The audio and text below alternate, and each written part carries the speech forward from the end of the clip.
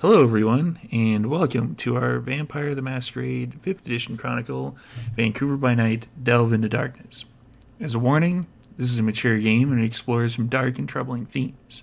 These may include body horror, gore, violence, loss of character agency, gaslighting, mind control, and many others. Our players have discussed consent and boundaries, and we collectively avoid situations that may be triggering. The players will always let me know if anything gets uncomfortable by using yellow and red cards in our private chat.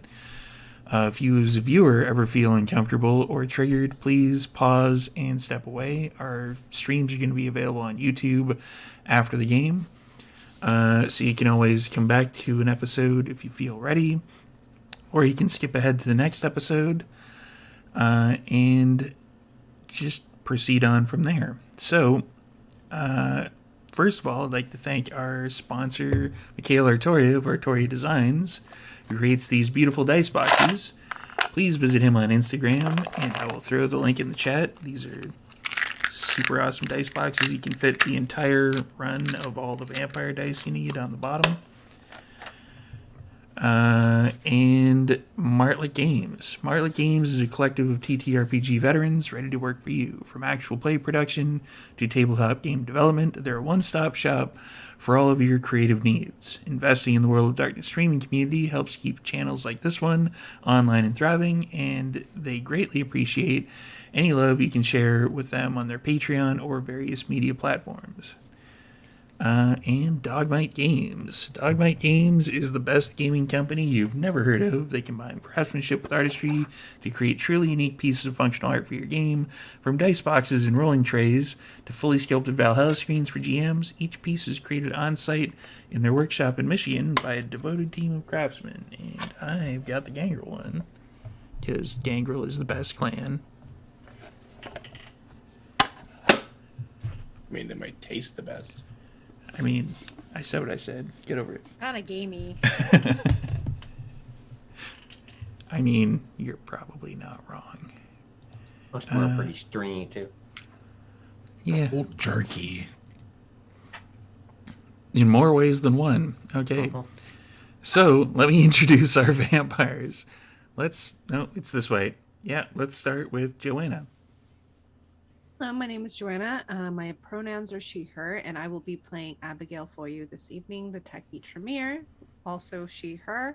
And I am looking forward to this game. I'm looking forward not to being in that bad place with all that blood. What bad place? If you want to find out about the bad place, go over there to YouTube. Next up is Prince.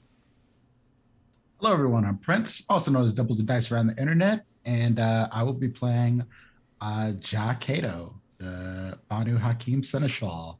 Both of our pronouns are he, him. And Mike. Hi, Mike. He, him. I will be playing Lucifer Morningstar. He, him.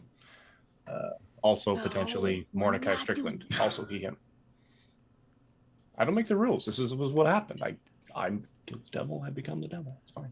Yeah, but it was a Nosferatu named Aloysius, so technically, No one can prove that. if you want to go down that route.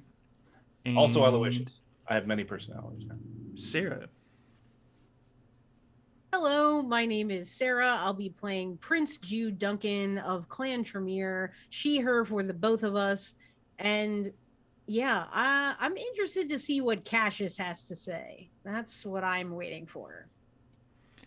And last but certainly not least, Cliff. Happy Time Zone viewers. My name's Cliff. I will be playing Duran Giovanni this evening. Both of our pronouns are he, him. I'm looking forward to having Lucifer Lightstar as a member of the coterie and thus having some control over the devil and thus perhaps reigning in hell rather than serving in... Wait, I'm a Giovanni. That's going to happen anyways. Okay, no, we're good. All right. And this guy's Storyteller Steve. He, him, or just hey, you. Storyteller, they pretty much yell whatever they want at me, and I respond. And buy our merch. So, on that note, since the last episode, it's been about a week.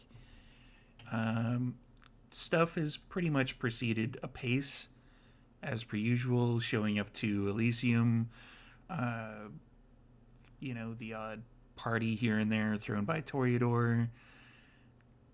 It's kind of it's kind of going into a groove that you're going into. And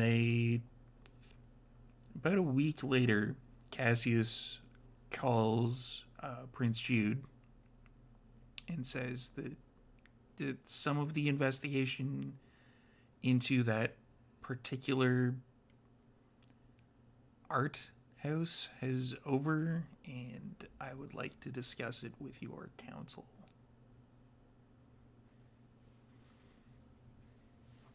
Yeah, definitely. Did he say where he wants to meet? He has stuff set up at the Elysium. Okay, cool.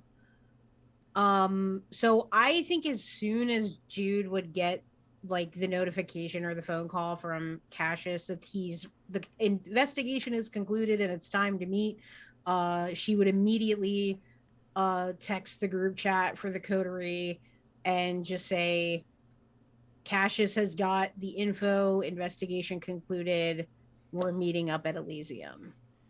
Speaking of, that reminds me, I'm going to get a rouse check from everybody. And Oh boy. in the chat, you can do a exclamation point rouse to rouse check for yourselves. Thumbs down, thumbs down, thumbs up, thumbs up. Thumbs down. Thumbs down. Okay. 2 uppies, 3 downies. Alright, so, Jude, We're not belly buttons. since you would probably be the first to awaken out of this ragtag group of kindred. Certainly. Not Yeah, for well, long. Yeah. No, I think Abigail's pretty much tied with you, I believe. Yeah, that's true. That's true. Yeah. But she didn't wake up hungry. So, you hear, hey, should probably eat somebody. Yeah. I will be doing that so I can be in my best form to receive this information. Yeah, probably. So what's going on with you? Nothing. I'm just, I'm worried about you. Why? I made it this far. People try to kill you. It's almost guaranteed. Yeah, that's one of the risks of the job. Yeah. Yeah. Don't worry. I got it. And that's the last you hear about that. Ja. A fair stretch of time later, you would hear, hey, yeah, we've been talking, and, yeah, we think you should eat someone. To go out hunting again. Forget about this whole seneschal thing, really. I mean, it's not really your style. You should probably try to convince her into, like, giving you scourge or something. That's more kind of up your alley. No one will expect it to be me when the time comes for the end. This gives me prime opportunity to have access to some of the most delectable eats. Really?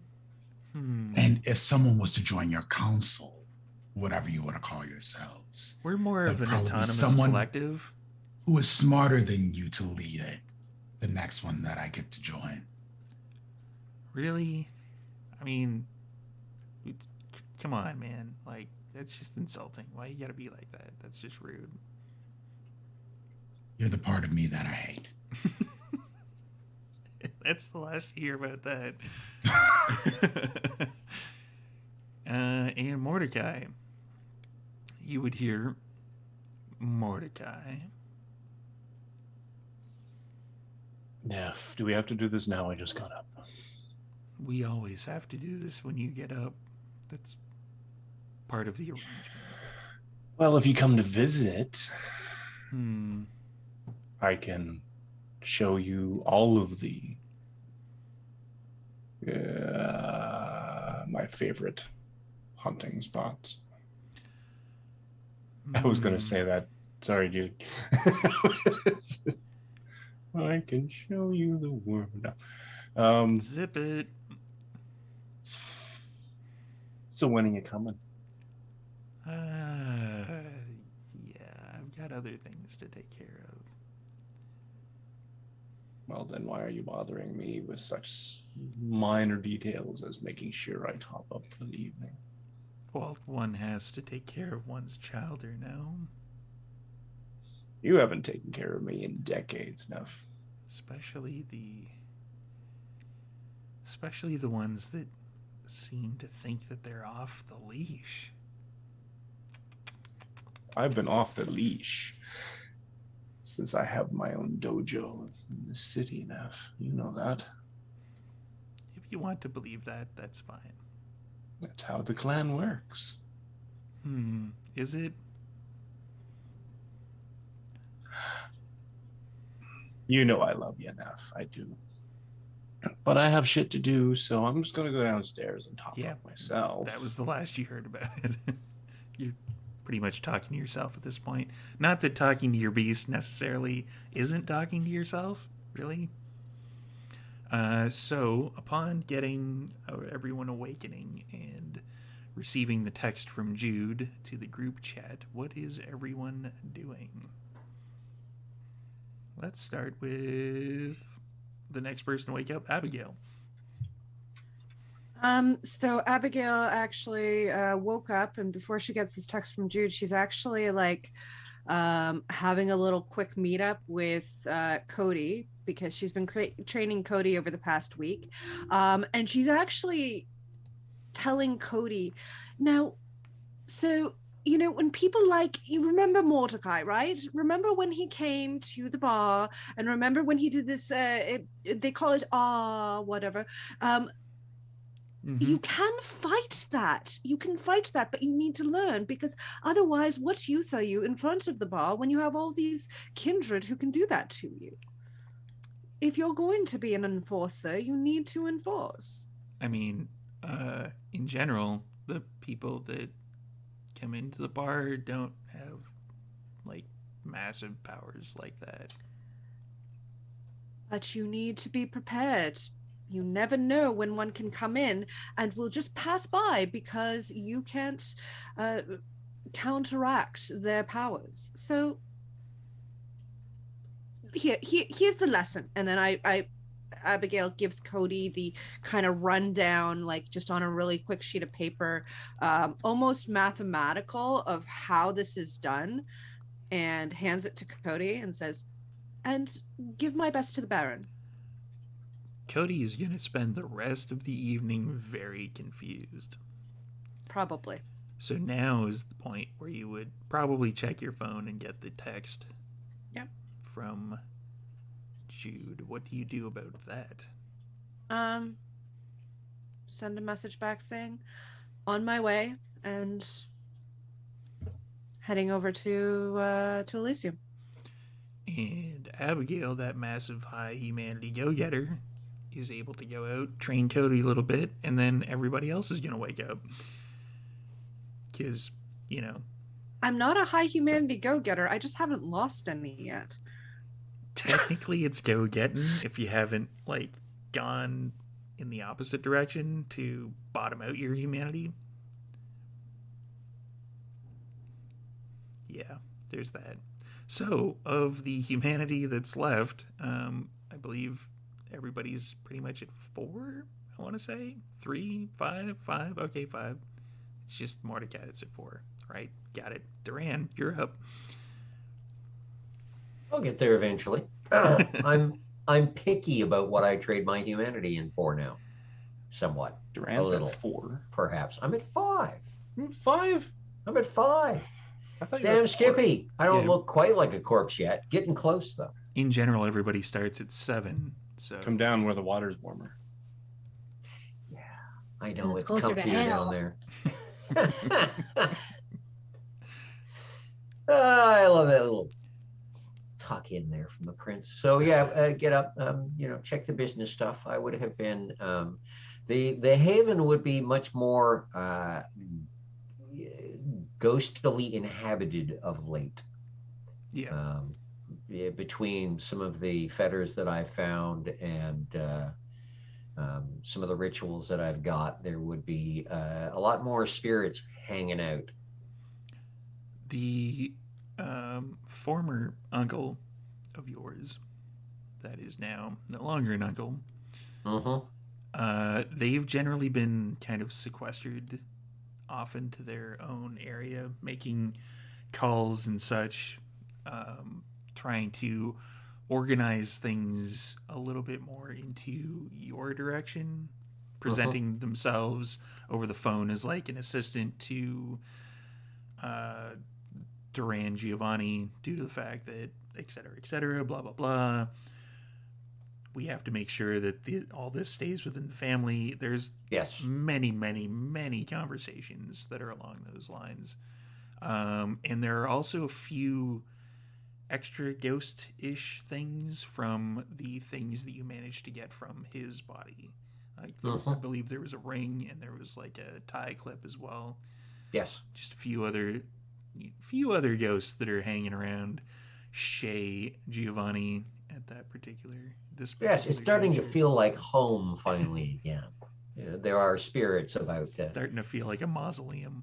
yeah, a little bit. So I would imagine during this time as well, it's been a bit, so we would have been able to ship Francis back to Venice for a short visit to come up on things, and he should be back to Vancouver by now, or Yeah, he would shortly. be within a couple of days. He will be returning to Vancouver. Yeah.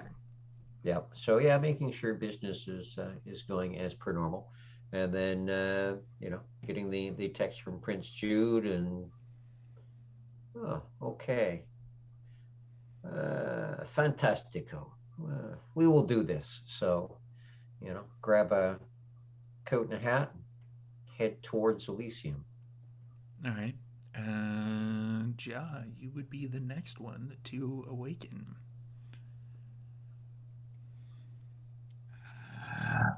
I think after getting, like, first things first is going to see the message from Jude.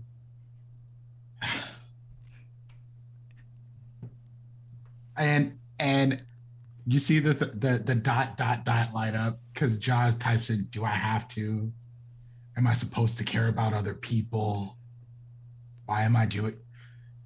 And then it just finally you get fine. Period. Eye roll emoji. And Ja does a little bit of training. He probably breaks a few of the training dummies that he has, which is a regular occurrence for him at this point. Yeah. And part of the reason why he doesn't spar at Mordecai's because Ja is not kind to people that he trains with. So he mostly just trains by himself. And Ja has been reading books on proper etiquette Okay. and high society. That's basically been his downtime activity. Because he's, as much as he might hate being seneschal, he does want to at least be passable. Okay.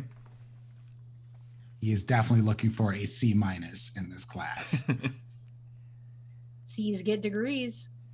I was just about to say, well, our prince in another show, which if you go over there and look up Skin Deep, made that The phrase legendary almost into a Barnes. almost made that phrase into a T-shirt. That's great. You after reading another book on etiquette and the ins and outs of high society, and which particular spoon is used for what particular purpose. Would y'all be heading over to the Elysium? And you're muted. Yeah, I think Ja would. Ja's also used his, somewhat of the resources he got to pick up a motorcycle. Okay. He doesn't always want to drive the Corolla, so he's got like a little pocket rocket now. All right. So you basically hop on that and head over to the Elysium. Mordecai, after another half an hour from when the other two wake up. He might be really sleep. Wakes up, regular routine, says hello to the snakes. They seem Affection indifferent. and yeah, I know. Affection and business side of things from the retainers, and then goes downstairs and starts bending large steel things in the privacy of his dojo. You are I'm definitely gonna completely bender this thing and just basically just like crank a steel beam. You wouldn't be able to do a steel beam with that amount of strength. I'm gonna try. You can try. I mean, there's a lot of grunting and groaning, and Well, I'm testing limits, so I mean, yeah, the steel eye beam does not budge. cool. There's a point to where even I cannot do something. Come on, Lucifer. Other than that, and then eventually he looks at his phone. And you see the message from Jude and the responses though so far.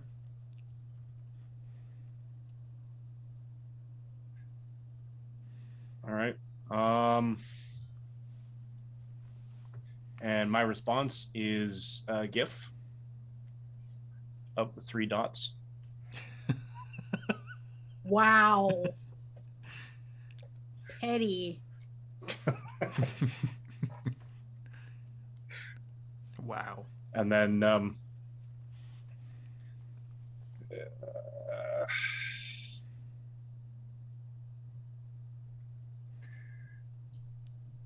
yeah, I think that's it. He's going to be you're not talking gonna with respond? others, but You're not going to respond beyond that to let them know that it's just a GIF. Okay. I'm just gonna assume he's coming and just being a dick for, no reason. So I'm just ignoring it. he's I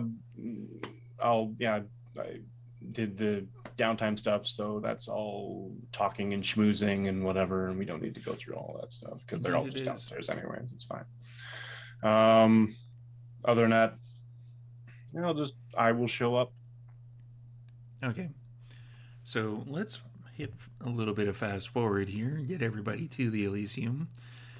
Frank is there if you're going through kind of the front entrance.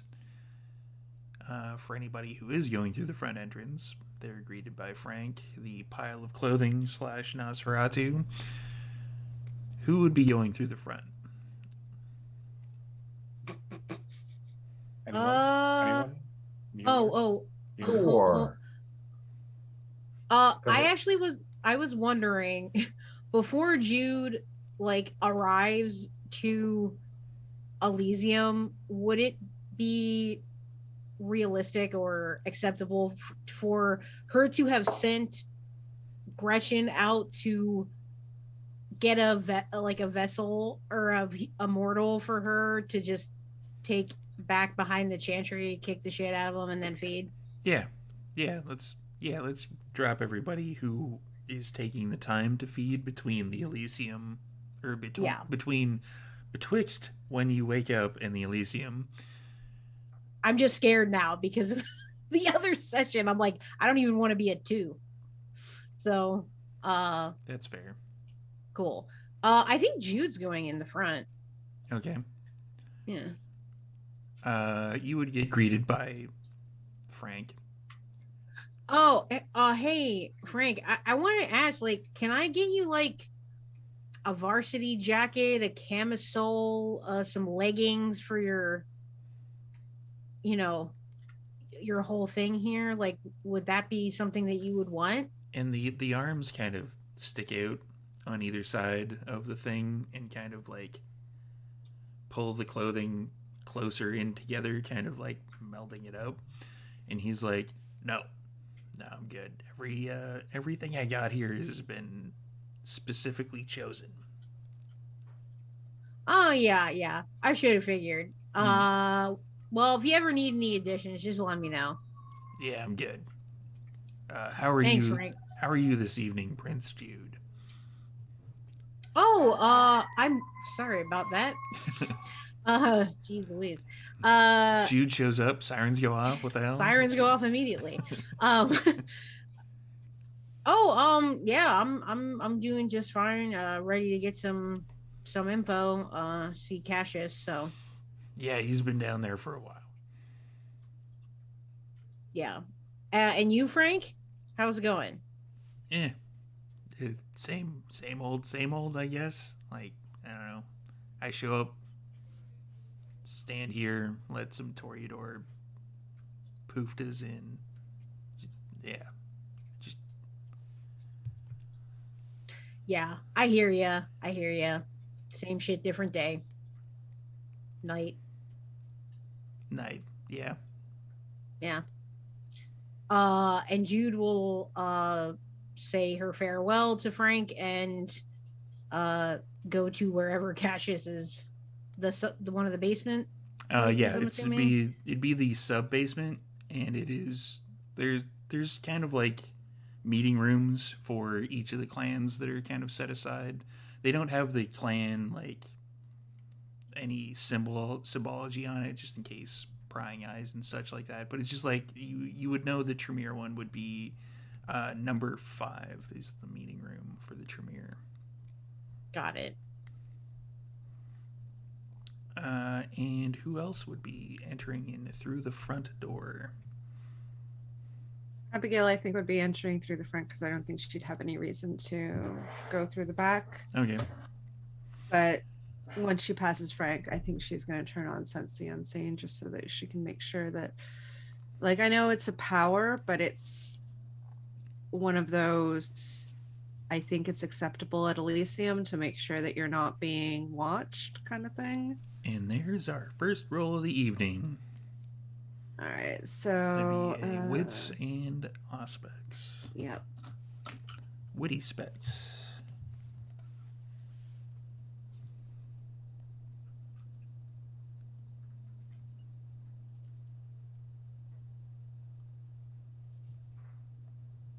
That sounded like some dice ASMR that I heard over in the other room.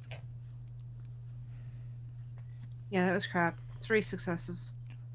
You blink a few times, kind of like the opening up of your supernatural senses, and you can see Frank underneath the pile of clothing. You can see that he's kind of crouched, doubled up, actually kind of almost tripled up. You can't quite tell, but yeah, it looks like he's unnaturally folded to be where he is. And there doesn't seem to be any. You look around, everybody kind of seems to be where they're supposed to be. Like, it doesn't look like there's any Nosferatu hanging around that are hidden from sight, that sort of thing. In fact, it doesn't seem like there's any Nosferatu here at all, and Frank. Unusual, but Abigail probably isn't really surprised. They like to be underground. So she says hello to Frank. Hey, Abigail. How are you this evening? Eh, you know, same shit, different night, I guess. Yeah, that's what Prince Jude said. Fair enough. Oh, so Jude's here. Oh, Prince Yep. Jude is Yeah, here. Okay. she already went down. She was looking for Cassius. All right. And it's which room again? Room 5, sub basement. All right. Well, have a good evening. Yeah. I will probably see you later. Yep. Most likely. And Abigail heads down. And yes, as per the chat, I would have wanted to see Malkavians and Banu Hakim as well. And what was it, the other thing on the list of the other clans that can use obfuscate? Obfuscate. That's a good question. Malkavians. I think that's all of them. Yeah, Malkavians, Banu Hakim, Nosferatu. Those are the main ones. I think Yeah. Never know with Diablerie. maybe Ravnos too. I Yeah. think they Well- switched that to Obfuscate for Ravnos. Yeah, but she's already been looking for them, and she's just gonna head down to room number 5. Like there doesn't seem to be anybody that's out of place as you're walking by. Like there's kind of smaller gaggles. There's a few people milling about here and there looking at art. There's like the mean girls of Toreador, like just hanging out. Like there's like a few faces that you recognize. They're just kind of like judging you on the way by with their eyeballs, as opposed to like they don't seem to be saying anything catty, but you're kind of getting that like high school feeling. Like they're definitely like communicating with their eyes that they're kind of jerks, let's be honest. And there's like, you can see that there's definitely Malkavians over here, but they're not hiding. They're just, I think they're, you think that they're constructing a modern art masterpiece, or they could just be assembling a pile of garbage. You're not entirely sure. All right, Abigail's gonna continue walking, and as she walks by the Toreador, she kind of snickers to herself, obviously not to the degree that the Toreador would be able to hear her. And basically, she thinks to herself, it is a failing of my genetics that my eyes can't roll all the way into the back of my head. And just keeps walking to number 5. I mean, there might be Zemissy if you look around hard enough. I was just about to say, they could probably help you. And Abigail walks to number I 5. mean, you get a hold of a Zemissy, they'll probably be able to like do the jackpot thing with your eyeballs, like. Yeah, okay. Duran, are you going in through the front, or are you? Yeah, I believe I'll be going in through the front. The pile of clothing is there. Duran. Ah, buona serata, Frank. ¿Cómo están los Joanna?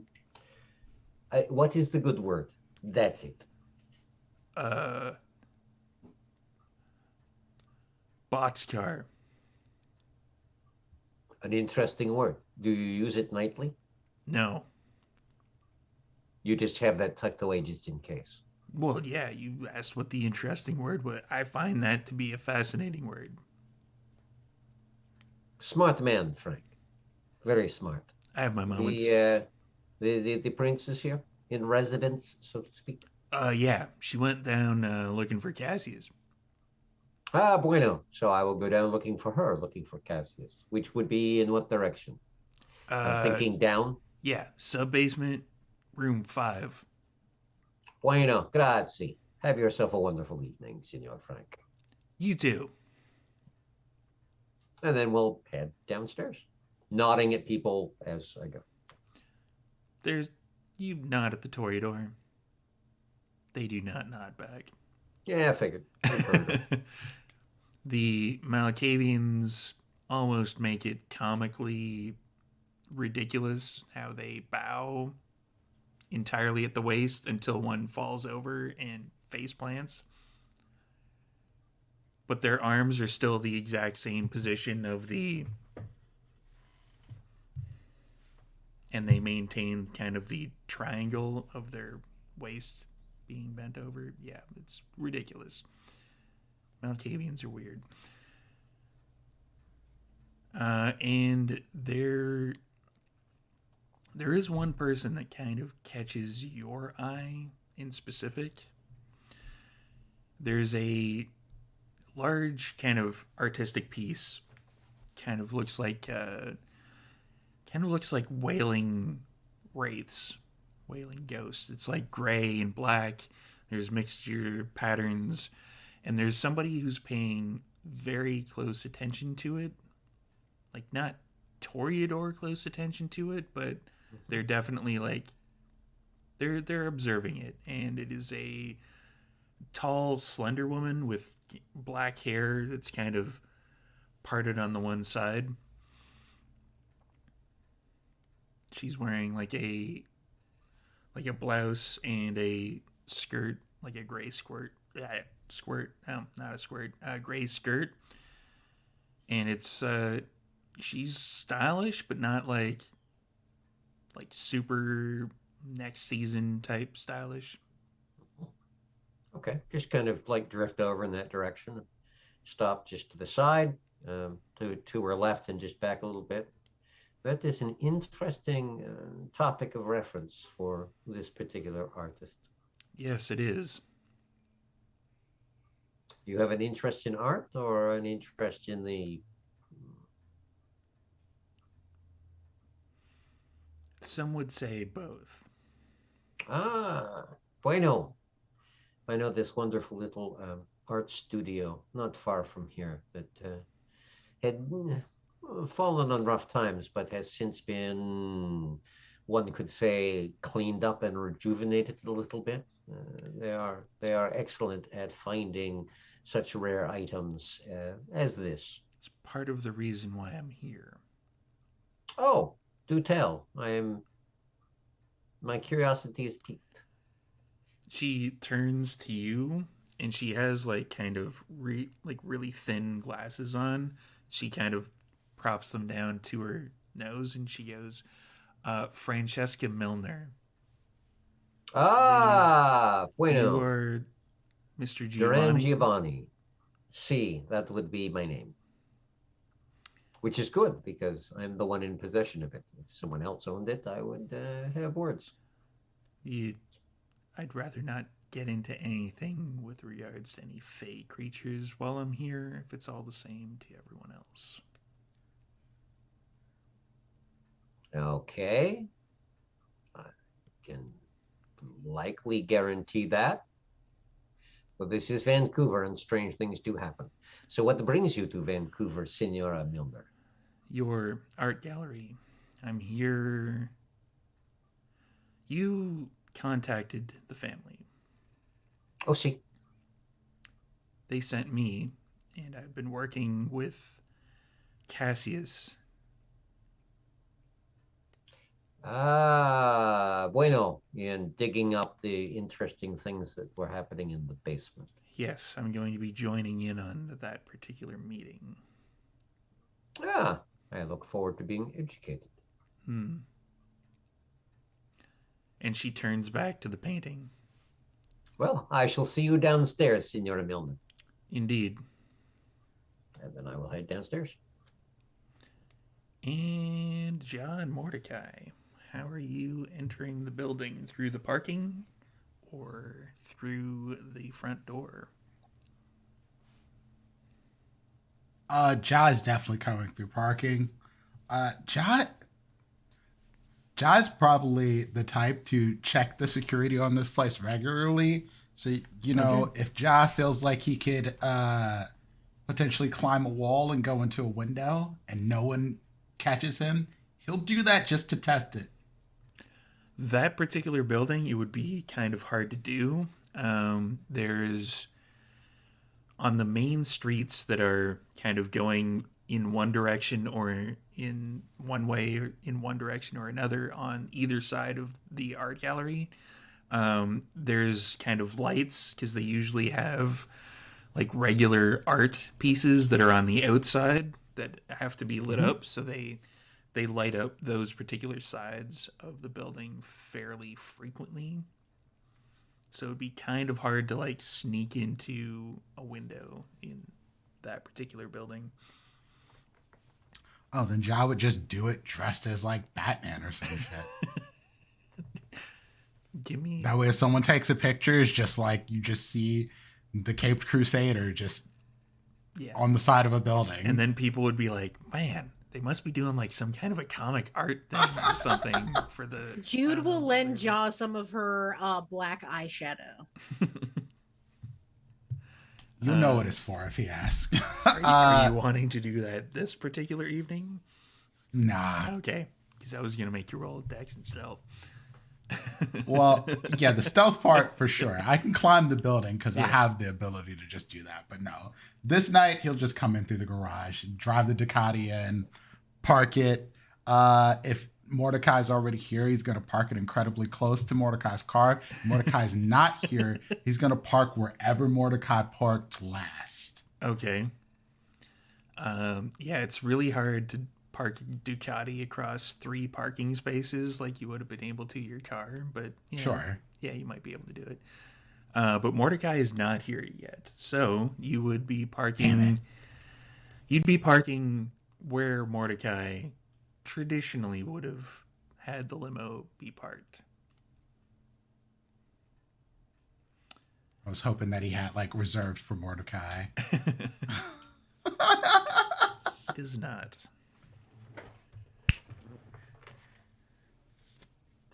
Yeah. So With that done, then he waits for Mordecai actually.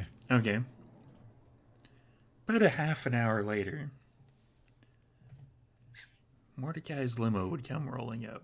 Darn. Because if Jaw hadn't waited, I was going to call a towing service and have his car towed to the floor up. It's a motorcycle. But yeah, Mordecai will show up, and Mercy on his arm goes upstairs, or I guess sees Jaw first. He would see Ja first, yes. You really got to stop bringing your ghouls here, man. You really got to learn how to park, man. It's a motorcycle. If it gets in your way, then you need a better driver.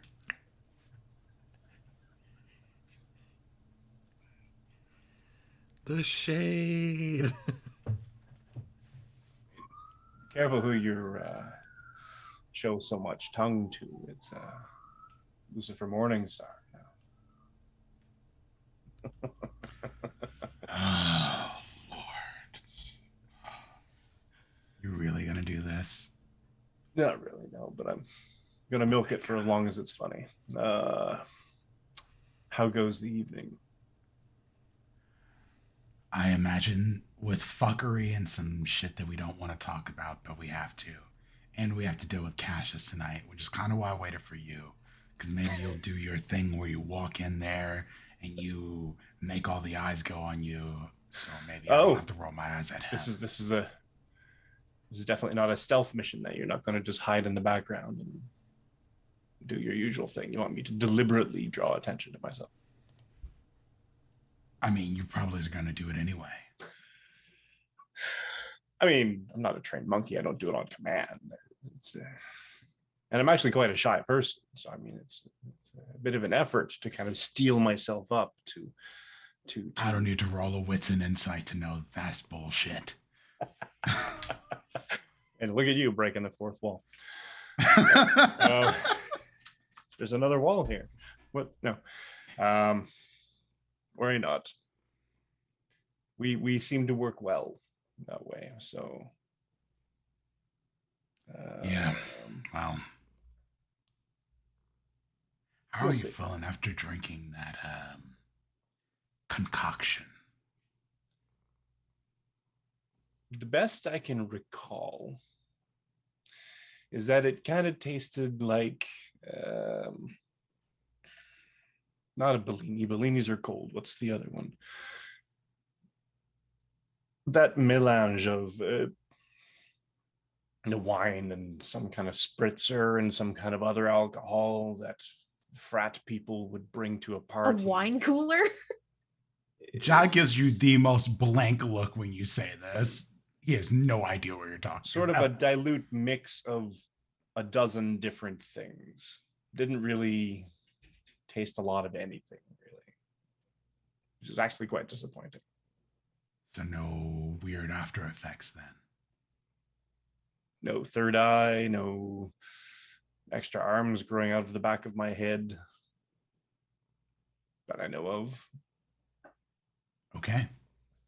I mean, I don't have any more scales than I did, so it's fine. Wait, what? Nothing. Carry on. Lead on. Who walks in? So And- where do we enter? You would, with the parking garage, you would enter. So it'd basically be like there's an elevator there that would take you up to the kind of main area of the art gallery itself. So you would go into the art gallery essentially, and then you would have to make your way through a bunch of different kind of loopholes to get down to the sub basement. Down around up in Sangria. That's what it was. I know. I remember. Yeah, back when I was still, amongst the living. Wasn't so much about drinks as the hard drugs. 70s were very interesting. I'm sure they were. Never got the chance to touch the stuff myself. Opium, maybe a little bit back in the day. There were many dens that everyone seemed to frequent on that side of the planet.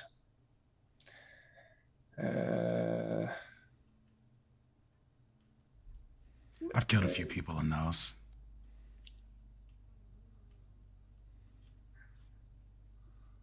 And I mean, I doubt they noticed you really, which is sort of half the point.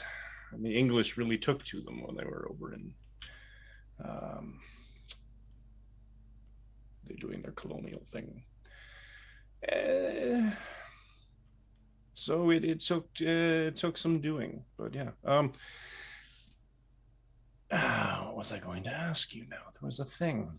Regardless, while we're walking through, do we at any point go through any main part of Elysium? Yeah, you'd have to go through kind of the main art gallery area because there's a different elevator that is kind of staff only that you would have to And go through to get I see to the Toreador. Yeah. Sort of breeze through, and sort of almost go as a point man, so that Jaw can basically sort of just circumnavigate and not be noticed because I sort of draw their attention. The outside curvature as Mordecai Yeah. is walking through. Mordecai just sort of like ping pongs between darling, this, that, and the other thing, and talks about, oh, I love his have you seen his latest work? He's got it half finished. There's a lot of glad handing and kissing Blah, of blah, cheeks, blah. etc., etc. Yeah. Yeah, definitely Silence of Death. hiding between, behind a potted plant move. I can't, not with them. The cardboard box just like I was scoots. just thinking that. Huh. Some Toreador What's What's getting this an strange box exclamation doing point over above their head. here? Where does this box come from? It's just a box. Does it say make the noise if I knock over the box and find you underneath it? It does not. Throw back to Metal Gear. No. Yeah, and basically just sort of do the point man schmooze. Making sure everybody else.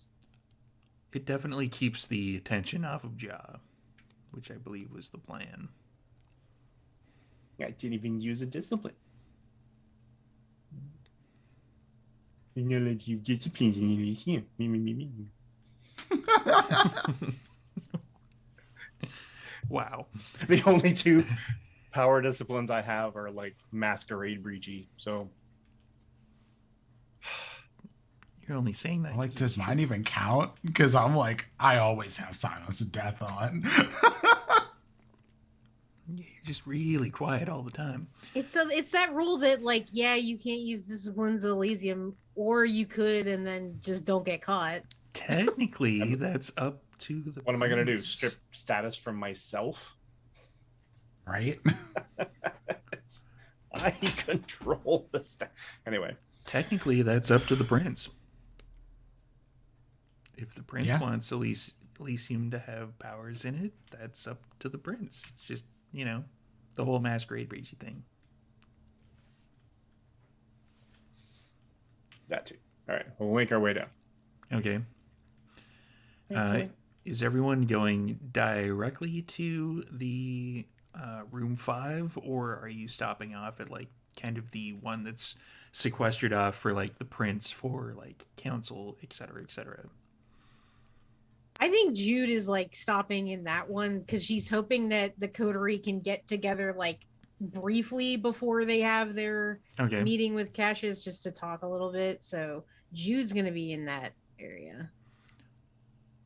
So for all of the rest of you, would kind of be understood that you would, if you were going to Elysium, Yeah. just to pop in there first to make sure that everybody's on the same page, united front. The and all council that. room. Yeah. The Primogen Council room. So you're all pretty much, roughly give or take around the same time wandering into there.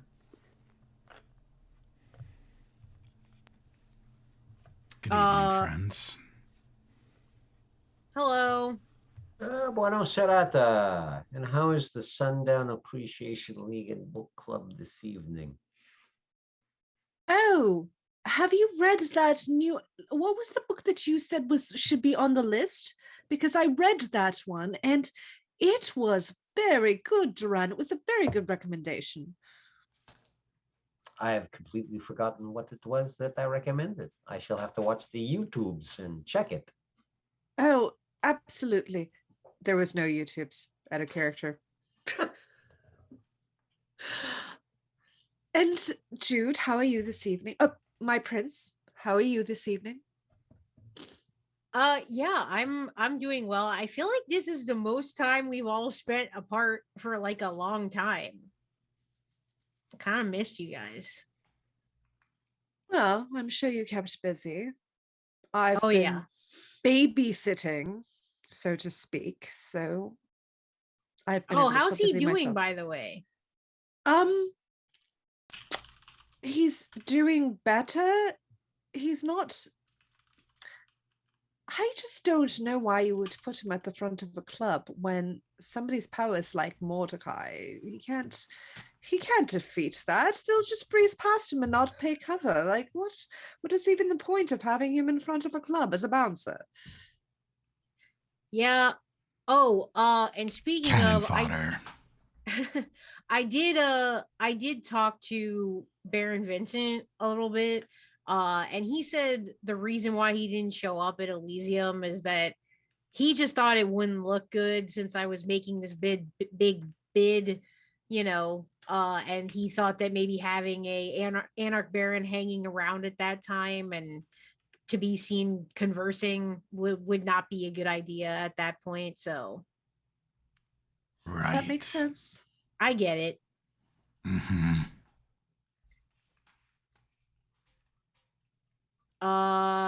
What have you been up to, Duran? Oh, a little bit of this, a little bit of that. Working in the shop, making sure that the fashion does not go unattended in this city. Dealing with the restless dead, that's always fun. Yeah. A lot of them seems like. Of late, Yeah. starting to, put together a band. Awesome. Ghost band. See. Ja, what about you? What have you been doing? Reading. Oh yeah. What are you reading?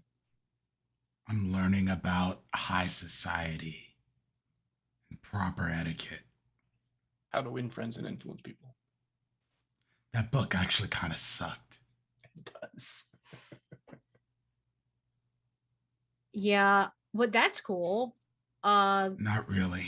Well, I mean, I'm I appreciate it. I'm glad you're, it's good. I've been reading a bunch too, so I hear you. I have a job to do, so might as well understand it. Yeah.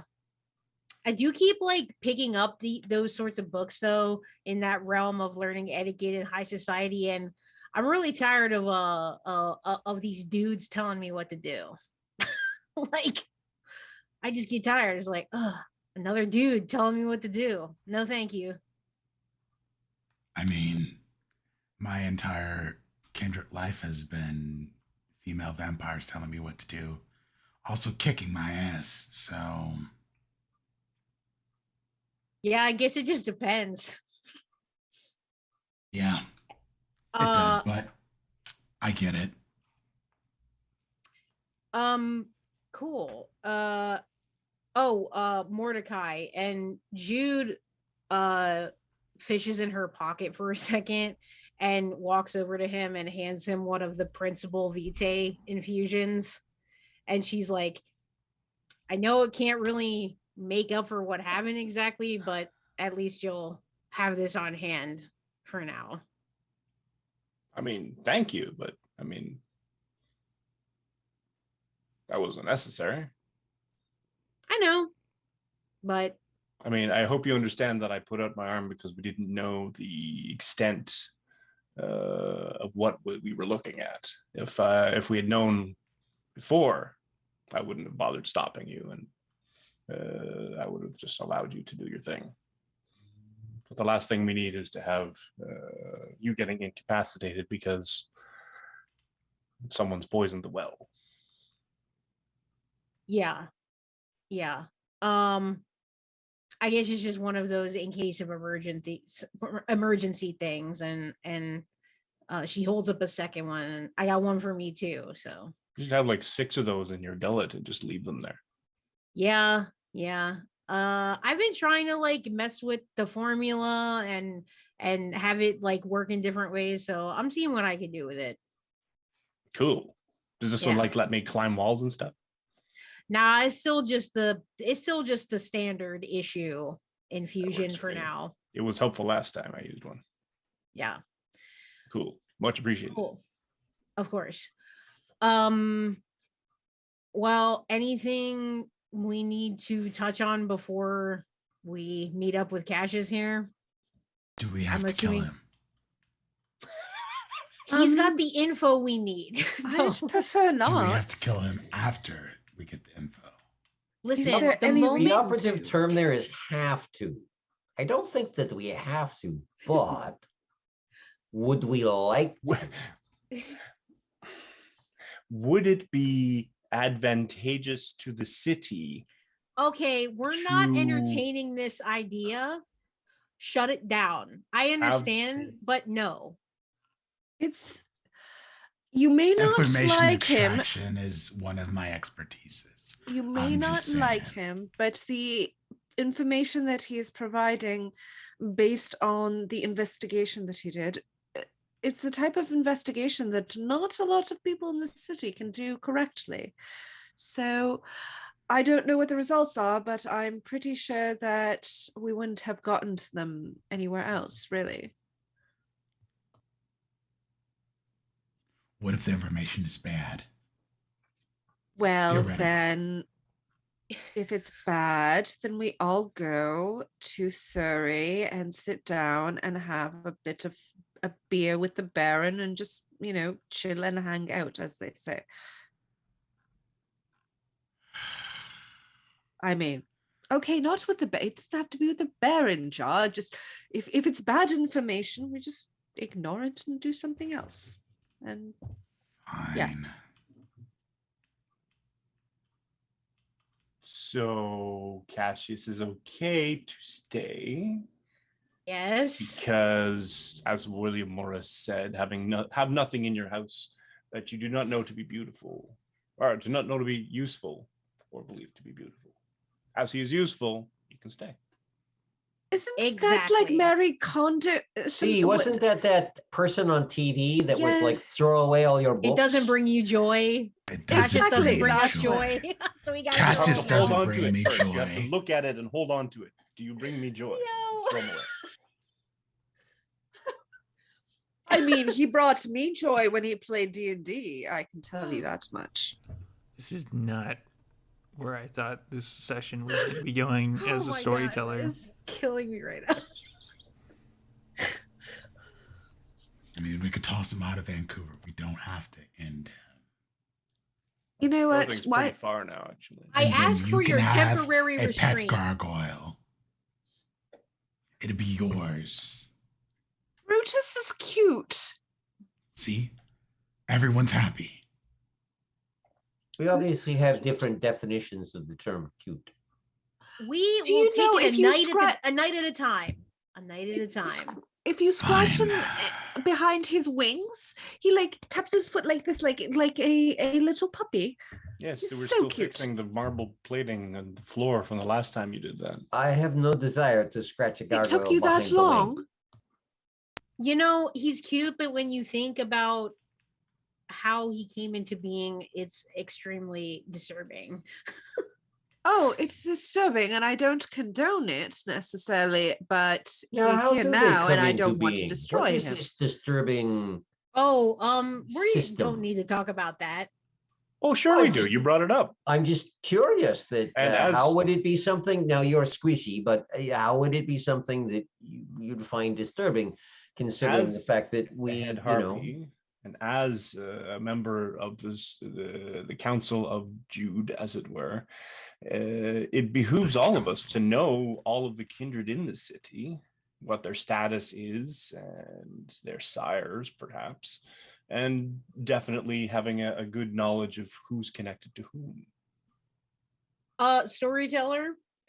So Sara the player knows a lot about the gargoyle creation ritual and gargoyles in general because of my other game, but Mhm. I don't know how much Jude would know the Well, maybe specifics. Cassius will know. Give me an int Well, yeah. and a cult roll. Okay, Let's Fair let the enough. dice decide on this one. good idea.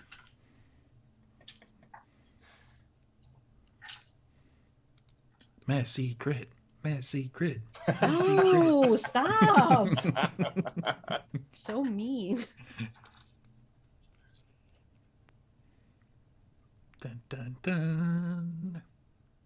This roll brought to you by our merch shop.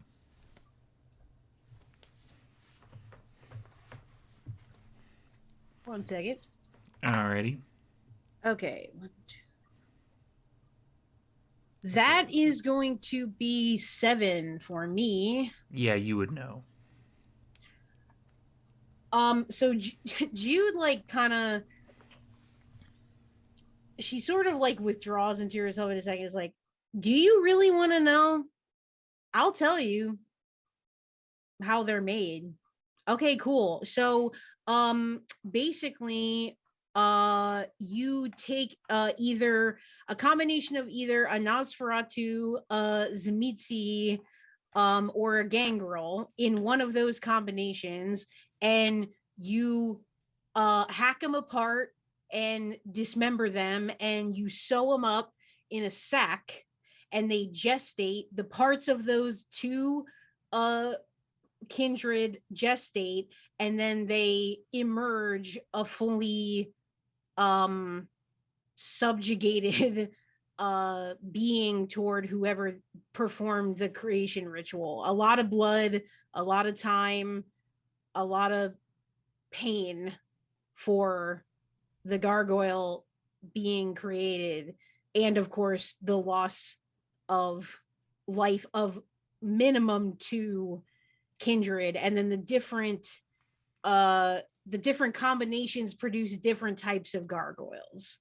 Could you, Storyteller, write this recipe down for me? do they all have the wings? Can they all do the flying thing? that is a pretty common, I would say most if not all, yes, Do they- have the ability to fly. Do they turn to stone every night? No, though some of them have, they can make their skin look like stone and blend in that way. where's the disturbing part? Yeah, I'm missing Listen, this. if you would witness it, if you would witness this with your eyes and the sack and the blood and the hacking up, I mean, it's pretty. Let me tell you about a So little you minor witnessed it. ritual called the gift of false life, or awakening the homuncular spirit. Yeah, I don't Or know. my those. family does a lot of this stuff at the most basic levels. Well, These are the first ones. I just didn't bother learning these because I went into the spiritual side of things as opposed to the physical side of things. But the Nagaraja that we ran into, those meat popsicles that were a bit of a pain to take care of, that is a very basic ritual. Now I well, kind of want to make a gargoyle. I'm not gonna lie. What I'd like the- to know. the Tremere have outlawed the making of gargoyles, Yes. and that is fine. See, but the And- Tremere have outlawed the making of gargoyles. I imagine the Banu Hakim have not outlawed the making of Fair. gargoyles. Fair, but Brutus, the reason that to destroy Brutus would be to essentially waste those lives that went in, as Jude said. There's at least 2 lives, unlives, that went into the creation of Brutus, and to destroy it, or 3, and to destroy Brutus in any way, shape, or form would be essentially to have that go to waste. I do. That sounds a little crass, but I just feel like destroying Brutus would be a bad move. So Brutus stays around, but we just don't create anymore, and he's so cute. Well, and when all that shit went down in Vienna, a lot of gargoyles that were previously enslaved by other Tremere were basically set free. And so there are a lot of gargoyles out there that are free and living together in their own little groups, and they're very social creatures actually, and depend on each other a lot in these little gargoyle freeholds that have come to exist. And Interesting. That's one thing you don't see with the raised dead. You don't see them getting together little enclaves and rotting together and singing and doing whatever else that they might be interested in doing. I don't know. Yeah. You put these two together, it's like a peanut butter and jelly sandwich. They come together and they make something more awesome. You got than they chocolate were in my before. peanut butter. well, So- good. All I have to say is good luck to find someone to teach you the ritual, because no one is doing that now. And you know this for a fact. I'm sure plenty of people. I'm sure there's a handful, if not more, Tremere that still know it, but I don't. I don't know like all the logistics of it. I don't know how to do it. Have you I seen it don't- done? No, Maybe Cassius can still be useful. we're not making I- any more gargoyles. Cassius didn't make Brutus. Brutus was there Exactly. when Cassius came Oh, to the Does yes. city. not mean that Cassius doesn't know how to make another Brutus. You could have Fair. Bruti instead of a Fair. singular Brutus. You could have Actually, I plural do kind of Bruti. feel bad that Brutus is on his own. Yeah, it's Maybe like he having needs a friend. one cat. Do you when know can have of two? any other gargoyle warrens, as you called them, nearby in the No, city? and or- not that they're not incredibly common, and most of the time they're very much not trying to be found by other kindred in any way. See, shape, but or we could put out the word that they would be welcome here. Having a small herd of gargoyles could be advantageous. Sabat show up and we say, "You big people with the wings, go kick them." Well, here's the thing though. They were subjugated by the Tremere for so long. I don't know even like I don't think that they would even trust any kind of friendly overture from another Tremere to be like, "Oh yeah, come so work they for me. won't It'll be trust different you this time." And your Exactly.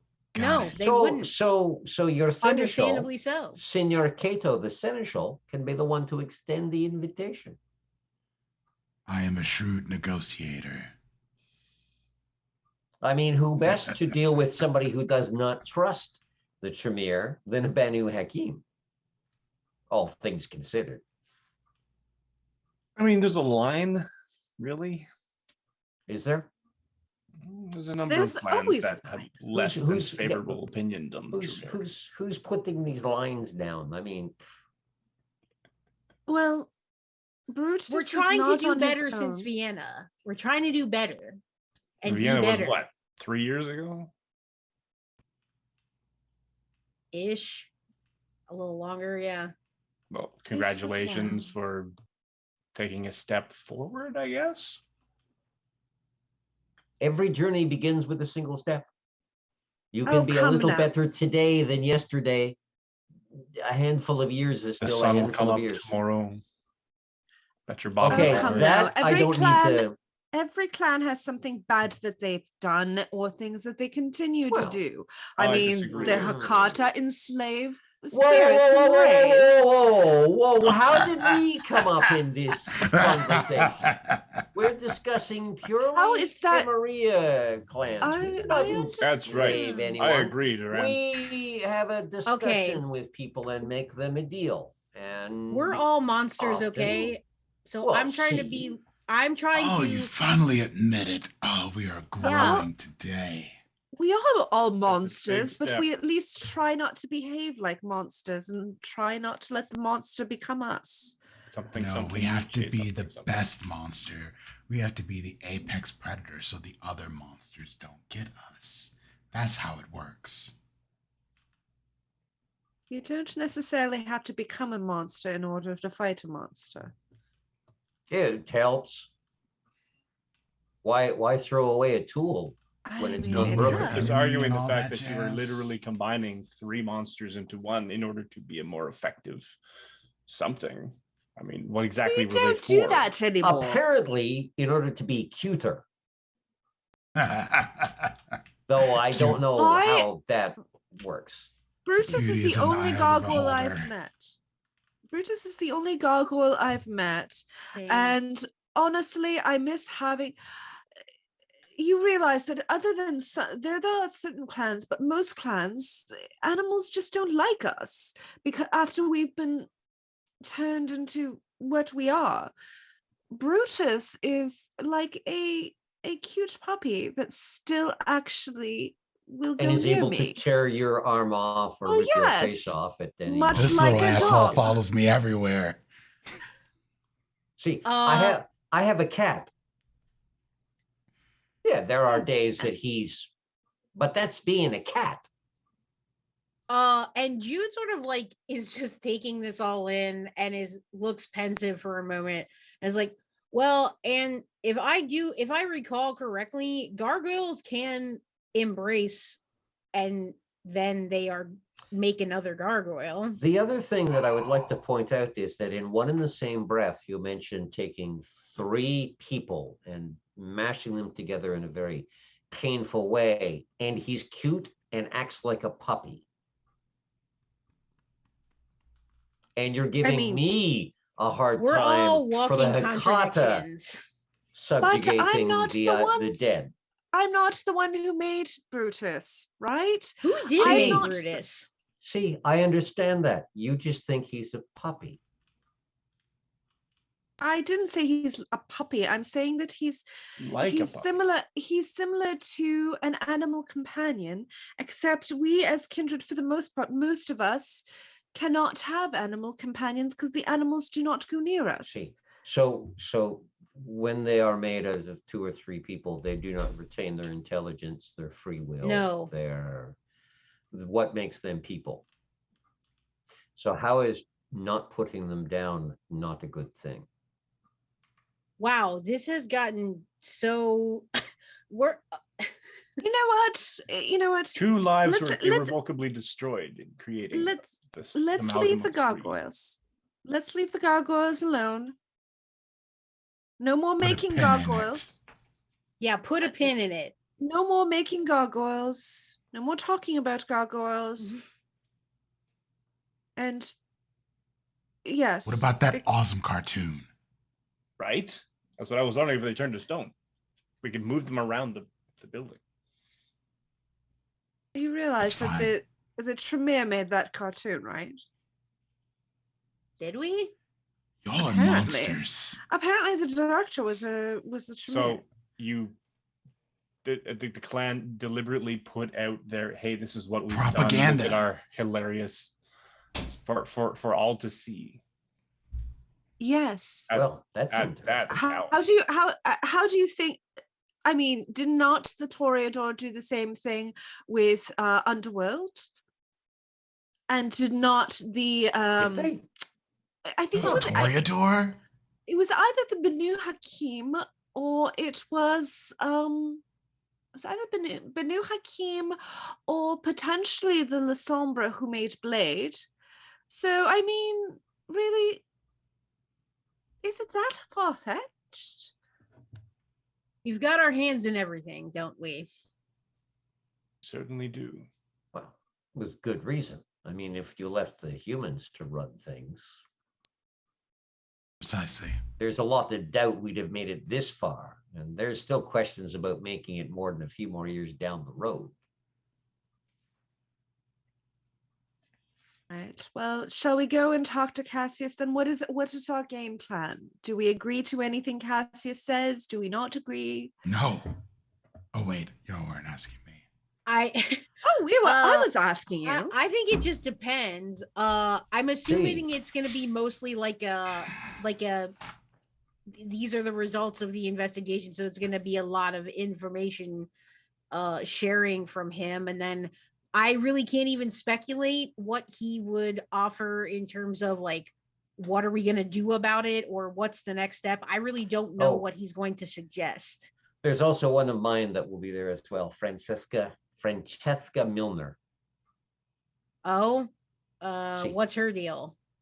An expert in the sorts of things that they're dealing with. The Milners are a sub-family of the Giovanni. Did she just come into the city or has she been here? Apparently in the last few days, I ran into her upstairs and we had a short conversation. She has been assisting Senor Cassius with his investigations. What? Yeah, I mean, that's a large scale operation. It wasn't just going to be Cassius. Oh, see. I assumed it was going to be several people on the case, essentially. See. Especially with so many different aspects of it. It is nice to know that he knows when to tap in the Hakata. Yeah, I mean, whatever knowledge we have, we should use. The Milners, the Boston money people. See, primarily. But they still have their fingers deep into certain necromantic interests, shall we call them? I'm very interested to see what is going on. I'm very interested to know and just what kind of mess we're going to be dealing with going forward and Bali and all that.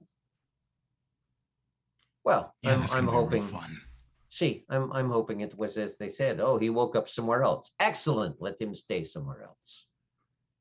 Yeah. And if not, I have a sword I can introduce him to. Yeah, I'll add a demon to your list of things you've killed. Indeed. I haven't killed any demons yet. There you go. Dragons are still high up on my list, provided they actually exist. I mean, it would be cool. Everything else exists. Dragons probably exist too somewhere. Who knows? Yeah. All right, let's go talk to this asshole. And Jude will file out of the room. Okay. Is everyone else following suit? Mm-hmm. So that is a excellent time to take a bit of a break. So come on back in about 7 minutes, everybody, and find out what happened with the meeting with Cassius and Francesca Milner.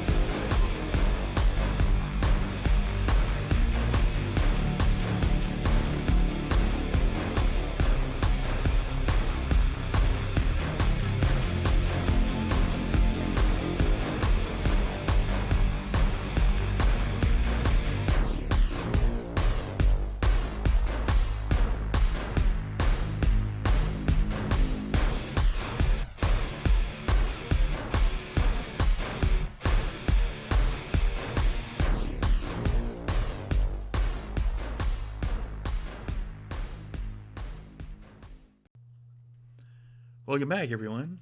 The coterie is making its way basically across the hall, essentially down in the sub basement of the Elysium to room 5, which is the room that's set aside for the Tremere for their secret meetings if they have to do secret meetings at the Elysium.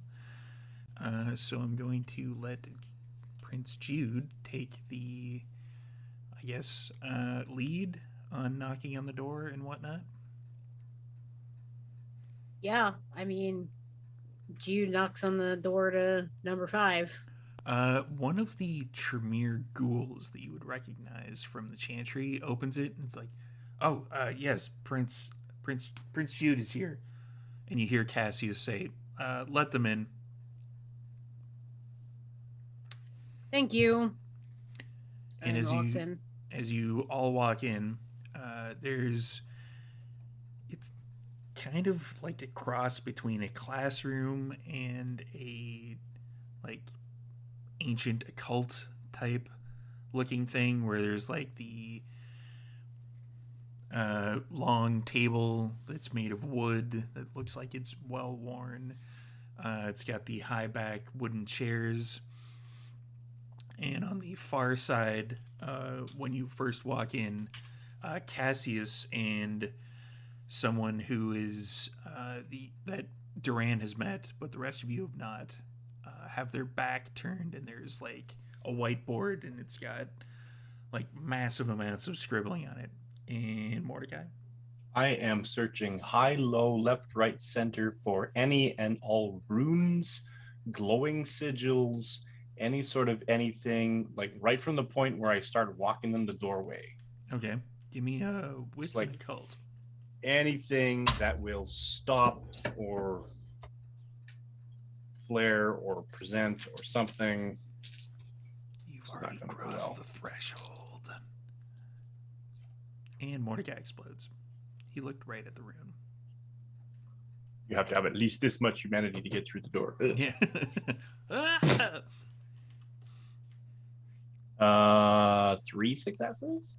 You don't necessarily see anything. Like you're looking up, checking. I mean, I don't even know what I'm looking for at this point. Yeah, I'm you're just checking- like looking for like magic sigils as was written on the inside of the ring of power, anything sort of thing. I've seen Right. the stuff that was carved into the stone, the hieroglyphs that were there, and I'm like, all right, so everybody seems to be connected to everybody else's shit. So what are these people you're- up to? You looking up, there doesn't seem to be anything. Like there's nothing on the ceiling, nothing that, you stop, give a quick like kind of. There's a big oak table, right? The big, Yeah. Right. So is there like, under the table, I'm looking for like a ring or Nothing. a zone, something under the chair so that is the chair centered on blocks so that, indicate it'll just sort Nope. of sink the whole thing in, or looking for like even the little clasps on the chair that you sit in it and just like, I don't know. I'm thinking complete sort of evil warlock supervillain sort of. I mean, you're not wrong to be kind of paranoid heading into a meeting with the Tremere, but there doesn't seem to be anything along those lines. That just makes me more nervous. Yeah, not with 3 If at least I successes. saw something, I'd be like, yeah, okay, I was expecting this. But you do recognize some of the symbols that you saw, like at the place that you were at with the blood pool. They're up on the whiteboard that Cassius and Francesca are working on. Cassius eventually then turns around once you're all in and says, if you want, have a seat. We can come up here and discuss, or you can have a seat. It's a little more comfortable. There's a fair chunk to go through. Abigail takes a seat. She's not worried. Oh, Jai's paranoid, but Jai is convinced, and I suspect that Jai's probably told this to Duran. It's like, if a Tremere kills me, find a way to bring me back so I can haunt them forever. At which point, I'm guessing Duran probably shot a glance at your sword, like, That's probably it. Yeah. If Jaw was to come Sure. back, the sword would Sure. be the way to go. Mm-hmm. Mm-hmm. We'll find a way to do it. So Duran's going to actually take his jacket off, put it on the back of a chair, and Okay. have a seat. Ja will actually have a seat. Yeah, Uh-huh. same with Jude. And she brought her like crossbody black bag, and she takes out actually a pen and piece of paper. Notepad. Yeah. Yep. Okay, Mike or Mordecai. Everyone else is taking seats. Everyone else is taking seats.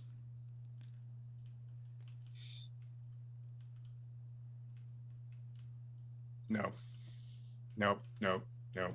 Don't trust it. Nope.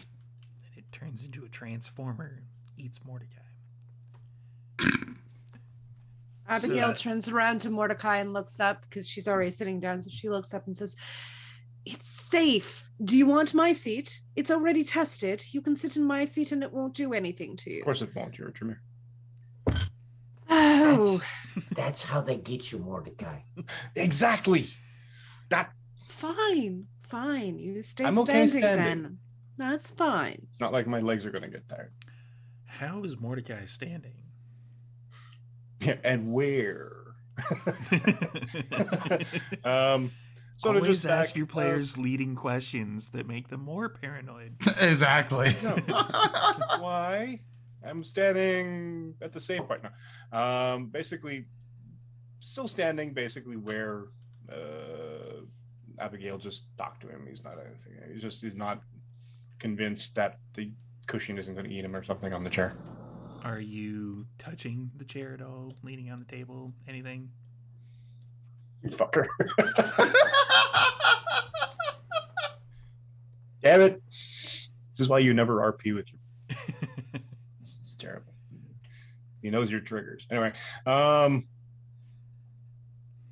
yes, he kind of accidentally brushes into it and sort of leans into it because you kind of get relaxed and you get into a position. I think he realizes that he pulls himself off. Okay. So the ghoul and, nudges it away with his foot. The ghoul that let you into the room goes over to and everybody back in the day who went to school will definitely recognize this. It's the steel thing on the wheels that has the overhead projector on it. And he kind of wheels that in position on the furthest part away from the whiteboard. And he reaches down underneath and he goes into a box and he takes out what look like reports. And he passes one out to everybody.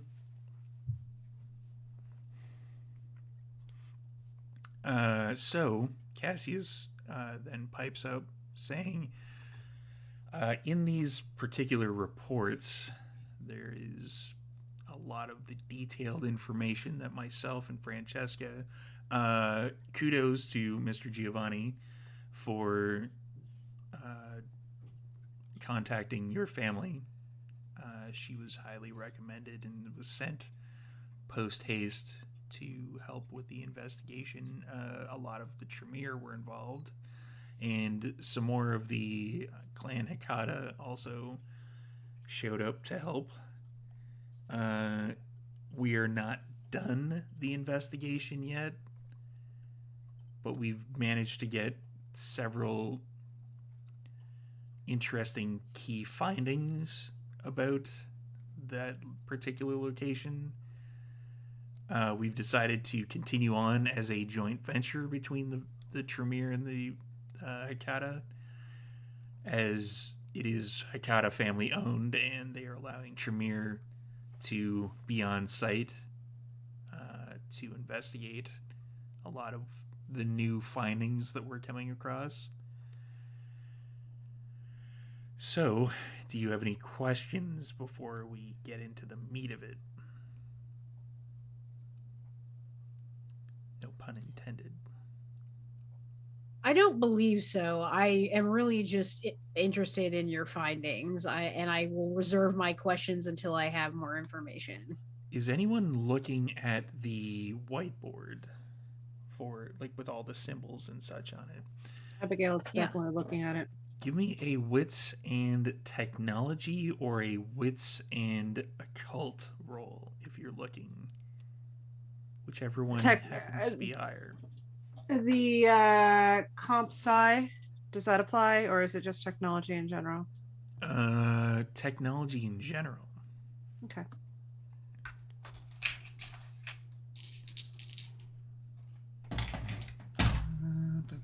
Three successes. Is Duran making a roll? Okay, sorry. What are we rolling? For staring at the Either whiteboard? wits and tech or wits and occult. Your choice, whichever Yeah, one okay. happens to be I can do higher. wits and occult. Ja, how many successes? Oh, still getting the dice pulled together. Goose egg. Yep, that's a lot of symbols. They're there. Yeah, that's not Mordecai, worth you my need it. willpower. I actually Not did worth burn a my willpower, and I have 6 successes. Six See, successes. those two hieroglyphs there, when they have them Wait. superimposed, it basically means like it's a restaurant. It's weird. Yeah, it's a Denny's. How many successes, Mordecai? 3. 3. Abigail got 6. Duran 4, and Jude 4. I need to spend into my occult. Everybody who has 4 or above, there are a mix of different symbols on the whiteboard. Like there's some that are Egyptian hieroglyphic. You could kind of tell that some are Sumerian. Some may be from like ancient China. And there's also technological type like equations, and there's like kind of, I don't know if you would recognize what I'm trying to describe, but it's kind of like the square that has like the grid pattern that's going in like a wormhole type Oh, yeah. description. I know what you mean.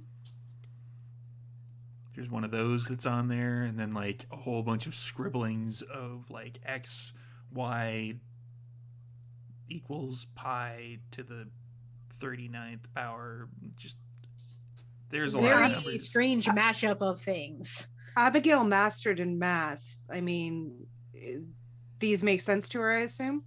Some of them, yeah, they make sense. That this would be something wormhole like. Okay. So, Cassius pipes up again. If there are no questions, page 3. We drained the blood from the pool, and there was some kind of strange alchemical process in that inverted pyramid that was there. It not only purified the blood, there was some sort of filter system that it was running through, but it also transmutated the blood so that it was essentially kind of like the process when we were creating the first Tremere. So it turned it into kind of kindred blood, but not really. 2 questions. 1, are you really that old? No. So it's just, and 2, what would happen if someone had drank this? You'd probably... We didn't actually experiment in that regard. Cool. Probably good that no one did that. Yeah, we didn't think it was a good idea. Cool. But you would probably be kind of like drinking regular kindred blood, I suppose. But just there would be I don't believe. And he kind of looks over to Francesca, and Francesca's like shaking her head like no. And Cassie's like, yeah, but I don't believe that there would be any blood bonding type situations And involved. probably too diffuse. Probably. It would probably be maybe rough equivalent, if I had to put a number on it, of about 13th gen. Possibly caitiff blood, essentially. So essentially, what did the Sabat do? They shared all there into one big vat or something. The Valdery, that is completely different. Oh. That is on a pack by pack basis. There would be like a group of 5 to 8 kindred that would all get together. They would bleed into a chalice, and they would essentially minorly blood bond each other to each other by drinking out of it. That's completely different. Jude kind of raises her pen up and she says, so a filter system to purify the blood. Yes. Do you have any theories on what is being filtered out and the nature of the purification? That's not clear to me. The purpose behind this doesn't. Yeah, I don't get it. Just that the blood that was in the pool was kind of purified, not necessarily like you would do with milk, like pasteurization, but just essentially kind of like coffee.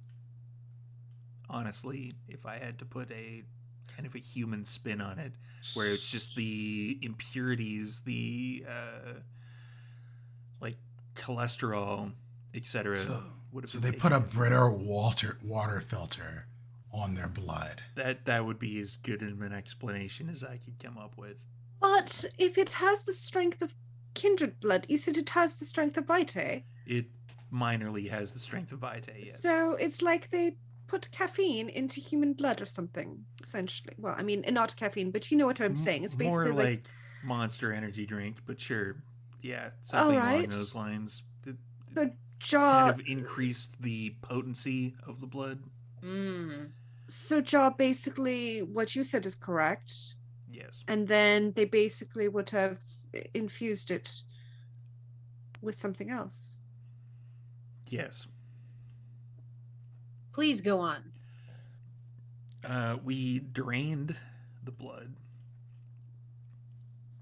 And while the upstairs basement did have a significant amount of dead bodies,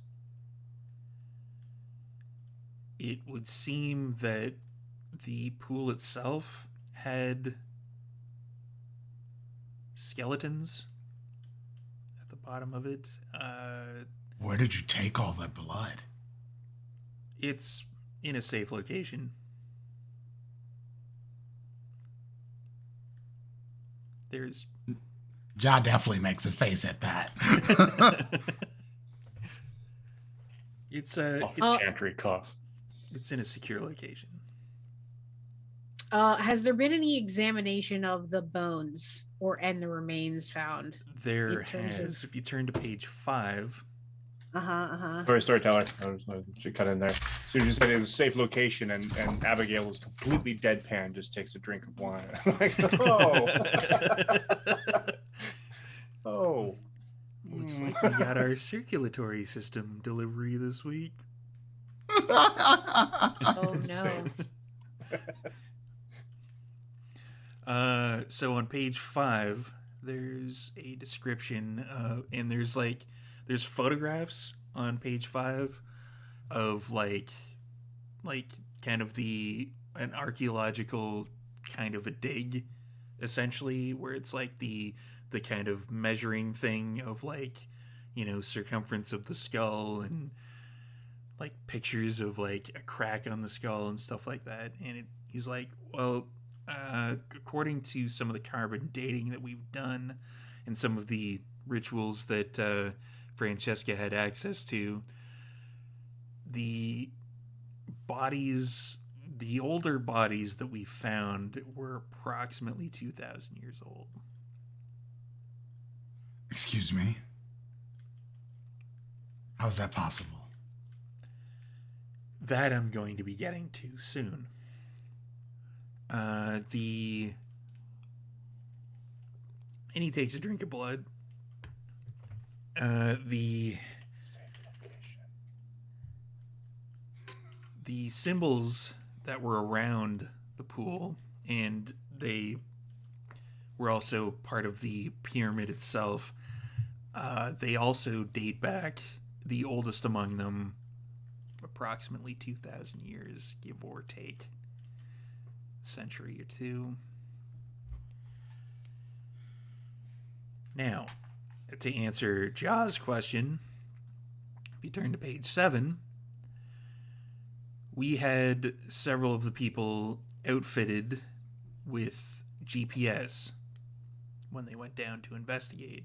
Kind of standard procedure for investigating the unknown. The GPS from our truck here disappeared on our readings as soon as they crossed the threshold into that particular pyramid room, the one with the blood pool. They reappeared seconds later in Italy.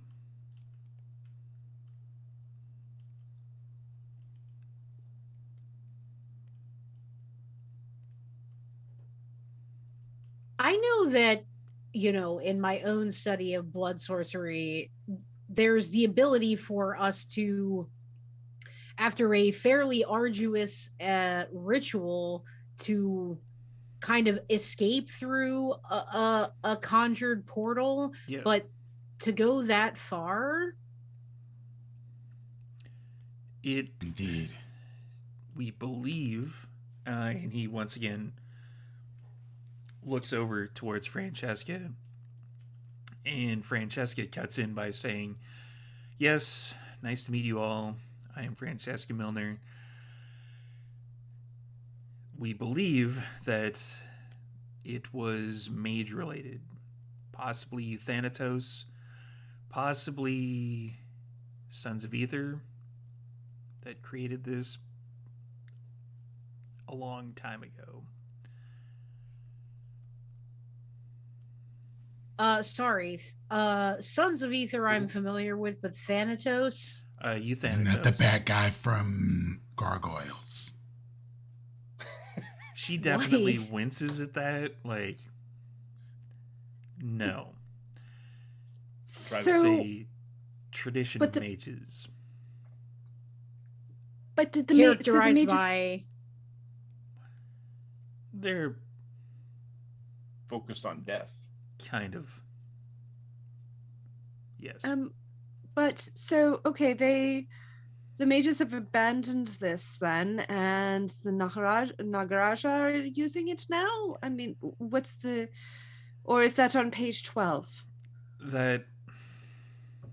And she goes back to the whiteboard. She's done with this particular conversation. Cassius is like, "Yeah, that is on page 15. We still have the head, and it is still fairly talky for some reason. We're not sure. We believe it's some kind of mystic sigil rite or something that may in fact be engraved on this person's skull while they were still undead. But yeah, we aren't exactly sure. It seemed to maybe have healed over." This doesn't have anything. Cassius, remember Jude and I told you about the those two portals that we ran into. Well, no, we didn't run into them, but the ones that we saw, that the mages and some Anox, I believe they were. Maybe they were Sabat for all I know, but we're We- opening up, and the tentacles and things like that. Is this related? Page 20, yes. Oh no. We think that they may in fact be related. Just a different color tentacle. Could be all connected to the same creature. Well, that's Which So, Go ahead. No, Prince. So these sigils, these remains are 2,000 years old or so. Up to 2000, yes. The Up to, oldest, okay, up yeah, the to. oldest ones Okay. we found were 2000-ish years old. It's after the first 1500 years, that sort of thing gets kind of wishy-washy. But there were bodies in the sub grouping on page, I believe 9, I said, for the bodies. That would be the most recent were no more than a dozen years. So would you say possibly Cassius and Francesca, please, if you have any idea either, that the groundwork for whatever was going on in terms of ritual magic here, that the framework was laid many years ago, and it seems like Without a doubt. now, Yeah. right, and now it's like we've come to reap what they've sown, so to speak. They've come to collect on the effects or the results of the ritual. But I mean, that's just quite a long time for something like that to go on, and to what end? Your Right. guess is as good as mine at this point. We are still investigating. We are still sending teams down to the pyramid site. How did this place get here? The architecture seemed far too old It's not. to have been here. It's not actually here. Here. It's not. I'm sorry, what? It's not in Vancouver. As mentioned, the Reference their GPSs. It's in Italy. Yes. Was the room with all those bodies, was that in Italy as well? No, that was here. Oh, that's interesting. It's just once the threshold into the pyramid room was crossed, that's when the GPSs disappeared, according to us. We believe, as an out of character aside quick, Cliff, would you have told the people that had shown up that you tried to get in contact with one of your wraiths when you were down there? Or would Yes. you? Yep. Okay. We believe that when Mr. Giovanni attempted to summon one of his wraith friends to him, that it did not work due to the fact that at the time Mr. Giovanni was in Italy. So where are all the wraiths now that were there? Unknown. And he motions over to Francesca. Francesca turns around again and says, there certainly was wraith activity that we noticed. There was a certain, how can I put this, Duran, like an essence, you could tell that there was wraiths that had been there, but they had not, their essences were drained away, essentially. There was residue, but there was no wraithly activity. Is there a possibility that the residue or the wraithly essence was also somehow distilled into the Vitae?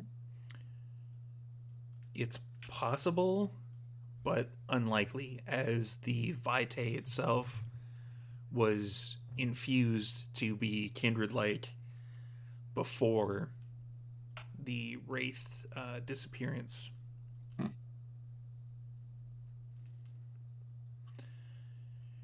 Yeah.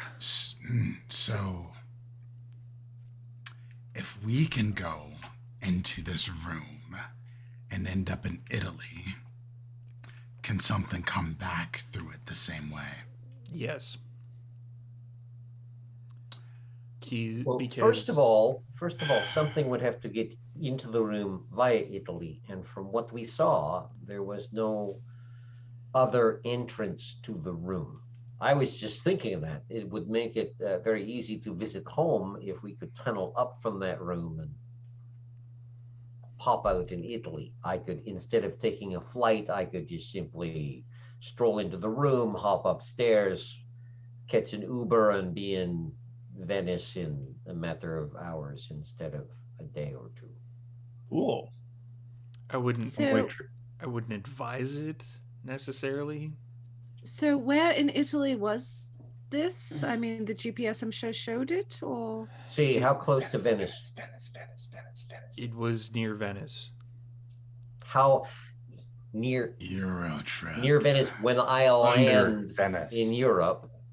It was approximately 5 hours drive from Venice, give or take. Bueno. That's far. It's not too far. That's not too far in North America. That's far one in trip Europe. from one side of Ohio to another. See, but in Europe, that's from one country to another. So, like north or south or east It or was west north. drive? North Italy. So Oh, probably like Bueno. So, still in Italy. It's just further north. Florence or something. This is Uh, fascinating and terrifying at the same time. Firenze. Anyway. Jude kind of leans forward and she looks at Cassius and says, based on your preliminary findings here, do you think that whatever is occurring here or has occurred in terms of this ritual is posing an immediate threat to the safety of the city? Yes. Okay. Well. Okay. The head mentions Bali far often than it really should. The Bali are something that we thought we wiped out in the Dark Ages. When you say we, you mean the Tremere? Yes. The Tremere, the Camarilla. There wasn't even a Camarilla back then. Pretty much everyone recognized, of all the 13 clans, that the Bali were very much not something that should have been at all dealt with. They were kindred that were dealing with demons. What clan were they originally? All clans. Oh. Yeah, okay. I probably misspoke. Probably about a half an hour outside of Venice. I just noticed that in the chat. It's like 5 hours north of Venice is like. Yeah, I was like, come on, that's Liechtenstein. yeah, I was looking at that. I'm Rock like, and roll. Hey, let's I'm go to pretty Liechtenstein. sure Venice is I'm at the used to top of North that America. boot. Yeah, I'm used to North America, where it's like, okay, I go 5 hours north of Vancouver, and I'm still in BC for another 13. We're So like Toronto. You drive for 5 hours and you're still in Toronto No worries. just because of traffic. yeah, so it was about a half an hour north of Venice. That's a little Okay. better. Okay. Should put a romance. Actually, that's still that's in up Italy. in the Alps. That's up in the Alps. Okay. Yeah. So Jude says, and what were okay, so the Bali were ended up being a huge threat to basically everyone. You don't often see all kindred coming together going, we need to do something about this. Like, that's very rare. So what exactly were the Bali trying to do? Like, what is their agenda? Like, what are they trying to do? They want to see the world ended. Like, So like everybody else. I was saying, is this like Sabat 2.0? The are we Sabbat getting don't want the world ended. Cult of Shalim. The Sabbat I mean, want yes. the Sabbat want to rule the world. There's a They difference. want us ended. They do a shitty job. So, like, second coming or something, or like nuclear weapons or something? Like, what kind of end of the world is? more demon something, more bring about Oh, the end times something. Dogs and cats living together, mass hysteria. No. In fact, Cassius clearly does not get that Ghostbusters reference. He's just like a fucking wall. Seas boiled. Stone faced. Of course, Cassius is uncultured. And so does the connections to the Bali that we're seeing here and that we ourselves witnessed at the time of this discovery, does this suggest to you that there are Bali like Yes. currently in modern times trying to achieve a similar goal? Yeah.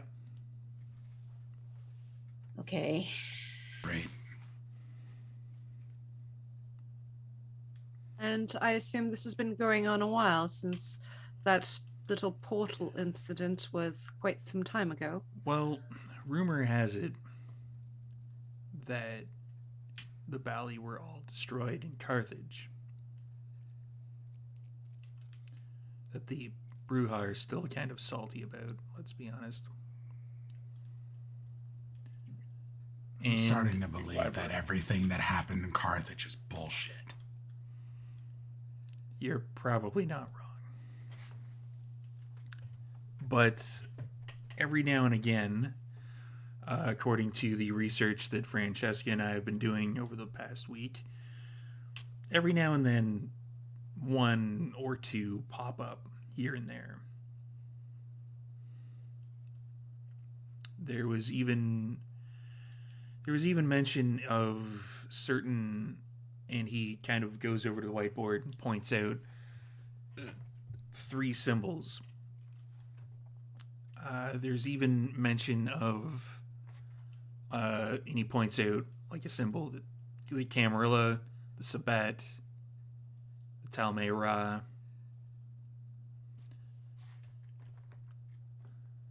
They don't like any of us. That's fair. Tell me what now? The Talmay Ra. The Nkanu Like were a also mentioned. anime or something. No.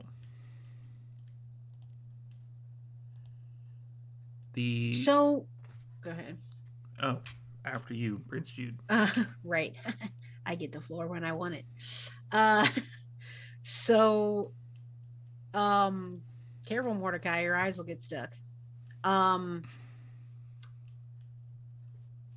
I guess while you've discovered that the room with the pool of blood is not technically located in Vancouver but rather in Italy, do you have any ideas on what significance Vancouver as a city or location would hold in terms of the Bali or their ideas? Like what makes Vancouver the place that this is happening, I guess, is what I'm wondering.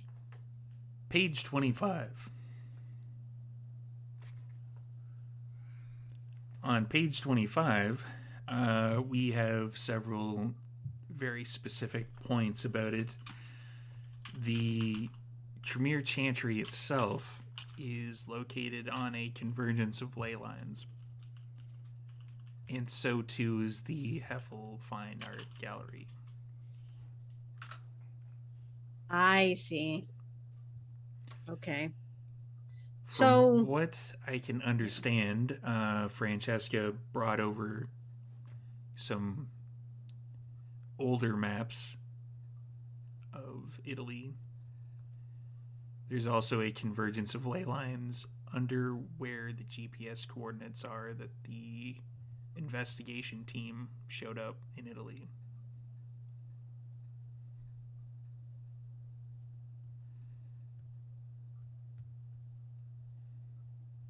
okay, so all places of great supernatural power. But there are Essentially. other places that ley lines converge besides Vancouver and North America, certainly. Page 26. We've located that the convergence of 5 or more ley lines only actually occurs in certain places. I see. The Tremere Chantry has 3. The Fine Auction House has 6. And there are 6 other locations that have 6, one of which is Venice, Italy, the place where the GPS showed up. That's a lot of 6s. It's like they listen to metal bands or something. It's honestly kind of ridiculous. Well, I mean, all of it comes from somewhere in biblical mythology and gets wrapped up then in popular culture and all of that stuff. But um So that's so 2 of the 6 locations. okay, so that does make sense then because of the amount of ley line convergence that with both the chantry and the art auction house gallery raffle. So and so all of this suggests to me that whatever is being done takes an absolutely tremendous amount of supernatural power in order to do. And I'm assuming the inverted pyramid, the blood purification is all pointing to things to harness or use that power in some way. It's looking that way. Okay. That is Disturbing? a bit, yes, it's a bit disturbing, the amount of power that we're talking about here, and I feel like I more understand the great threat that we're potentially facing here. With that sort of power behind it. That's Yeah. Roughly, we're speculating that the kindred involved, if there is such a kindred or whatever it is that they were attempting to awaken, is approximately 5th generation or lower. right. Any idea on clan or bloodline? Everything is pointing to Bali. Right. Okay. So no clan. And Abigail points to the equation with the wormhole. So that, can you explain to me what it is that you're trying to calculate there? Are you trying to be able to reproduce this? We don't even understand this, which would be the first step in requiring us to reproduce something.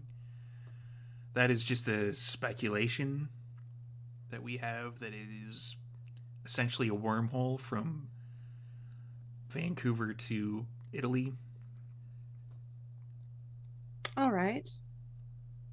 Abigail whispers, "You're missing a 0." There's a glare from Cassius. Like, You know I'm right. I'll deal with that later. That definitely get a chuckles from John.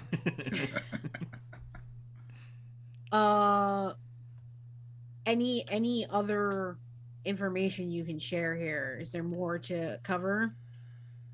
Pretty much just that information and what we are continually investigating on.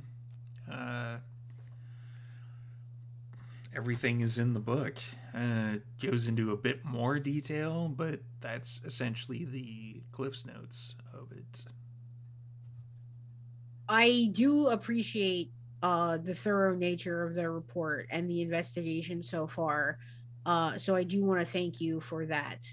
And also, Cassius, I would love to know. I know we have a lot of measurements, facts, figures, equations, theories here as to what it could all eventually mean. Do you have any instinctual feeling, any prior experience in your kindred life that would lead you to have a certain opinion on what you've seen? All my instincts are essentially telling me that this is horrible. What do you want us to do next to deal with this? We'd have to finish the investigation first. And Jude looks at Francesca. I would ask the same question to you based on what you've seen and your particular skill sets and experience, what you might think of this. Well, we've already destroyed the certain things in kindred existence, certain problems that affected us all. This would be one of those. And based on the investigation so far, is this something that will soon grow outside of Vancouver and seep into other domains, these problems? It's already outside of Vancouver and already Well, seeping Italy, into other right. domains. Okay.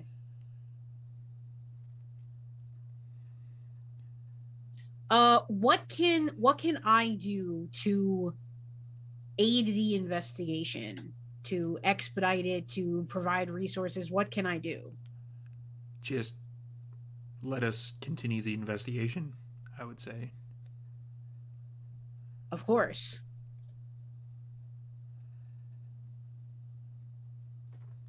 That's essentially all we can do at this point is continue investigating. Do you have in the continuance of the investigation, do you have like another lead that you are going to follow, or just continue to look at it as at the whole? We're just going to continue to look at it as a whole. We're attempting to get someone of the family to get closer to that location. We're going to try to geotag it and make sure that we can essentially excavate down to that location over on that side to see if we can, or discover where that particular entrance could be. If it's in an adjoining building, and if it's in an underground mausoleum, if it's in somewhere that is nearby. One would assume that they wouldn't have just buried something there and only had one means of accessing it. That is essentially our next step. We're trying to get down to that location from where they are in Italy, but that is slow going. It's on the other side of the planet.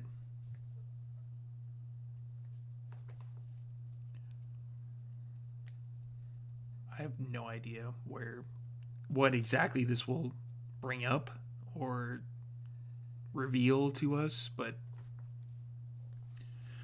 we are proceeding apace. Probably not going to be the socks that get lost in the laundry. Most likely not. Who do you have working on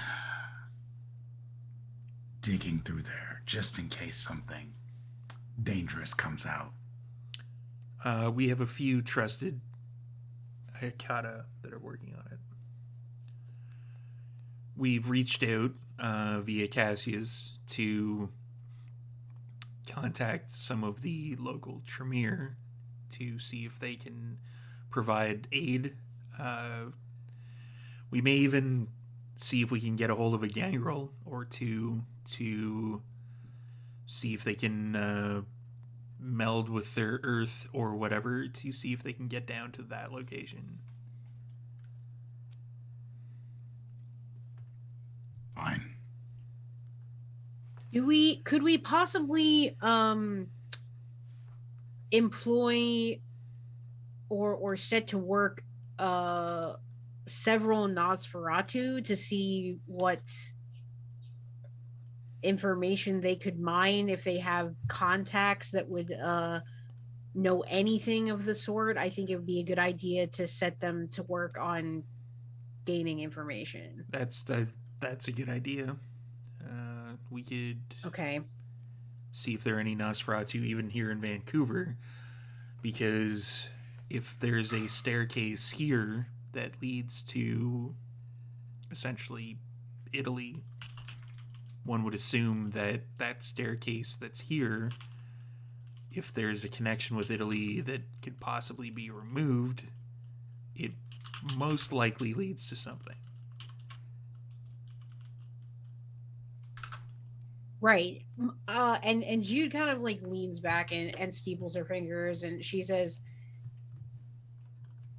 if this is a problem that's going to affect the whole city, then all of the kindred and the clans that are here within the Camarilla should be using their individual talents to uncover this mystery. And not only that, and as well as to protect the city. So we need to basically set everyone that we can on this to aid in your investigation, and then to take care of any peripheral things like security, uh masquerade cover, anything like that. I would prefer on site be kept to Hakata and Tremere. Okay. Yeah. Yeah. That's makes sense, I Investigating suppose. around the area, like if there's anything in the art house itself that potentially could have a significant power thing connection to it. We would be remiss if we didn't allow, say, for example, your sheriff to investigate. The underground portions beginning at the basement, we would prefer to be kept in Tremere and Hakata hands, as we are the foremost experts on blood sorcery and oblivion. Yeah. Cassius, Yeah. why don't I bring Kevin in? Hasn't visited Vancouver yet. Yeah. Okay. Yeah, that's a good idea. We He could. can come in, and I mean, he's full of resources. He's probably got a lot to say. Well, we could also. I mean, as you can see from the whiteboard, we are kind of trying to also look at it from a modern day perspective. I know somebody in England who had a BBC computer who apparently was talking to someone through time. I can bring them in. That could be interesting. All right, I'll give Kevin a You- shout, and I'll tell him to pack some bags. I can put him up. I've been trying to move back into my old place, so I can put him up there for the time being. I'm not sure if he'll get along with the current Nosferatu who are here. Maybe ease it in. They tend to get along with everybody in their clan, even Yeah. the anti-tribs.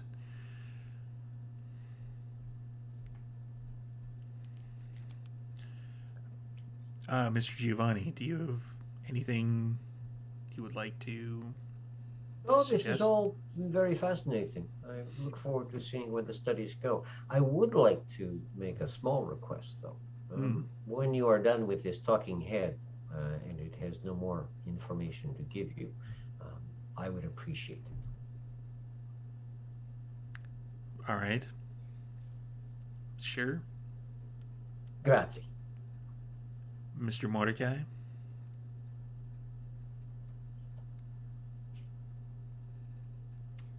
Spells and mumbo jumbo isn't exactly my bailiwick, but I could make some inquiries if you run into any difficulties with regards to the Egyptian side of things. We have that fairly scoped out, page 30. Like, you would you would all have access to this. It's basically like starting on page 30. There's detailed photography of like any symbol that they saw, and it's essentially, give or take, you could probably like take all the pages and kind of lay them out, have it be kind of a 3D map of like what it looks like.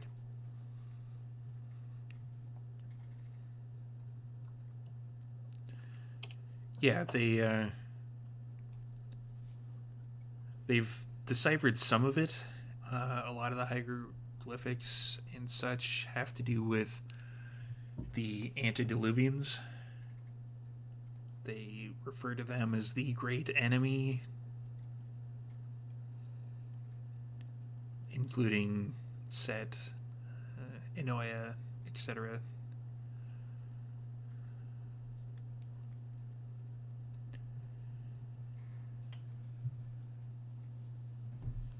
So, if there's any other questions, we should probably report back to the site. And I will be calling a few of the viziers of my clan to also assist in the investigation. any help would be more than welcome. I also have a contact I'm going to get in touch with to see if they might know something about it. Francesca, I did have one other question. Do you suppose the wraiths that are involved in this whole process, that they're simply another place from which to draw power and like resource to fuel this ritual? Everything that we've seen thus far points to yes. Okay. They seem to be not only killing humans to do it, they seem to be trying to take their wraithly essence as well. Like, it's kind of a diablerie, but not as sophisticated. Kind of ancient. Yes, Interesting. I will find some of our foremost experts on blood sorcery. Any help would be appreciated. Hmm. Okay, well, for now, we the investigation continues. We all reach out to our contacts. I will make a point to speak with some of the Nosferatu about the information gathering. Um, and you can be assured that, considering the scale of the threat that we're facing here, that I'm going to do everything I can to protect the kindred and everyone else I can of Vancouver. Understandable. So we should probably make our way back to the site. There's no Indeed. other questions. All right. Have a good evening. We will be making our way down there. And they kind of bundle up a bunch of the stuff that they had, and they make their way towards the door.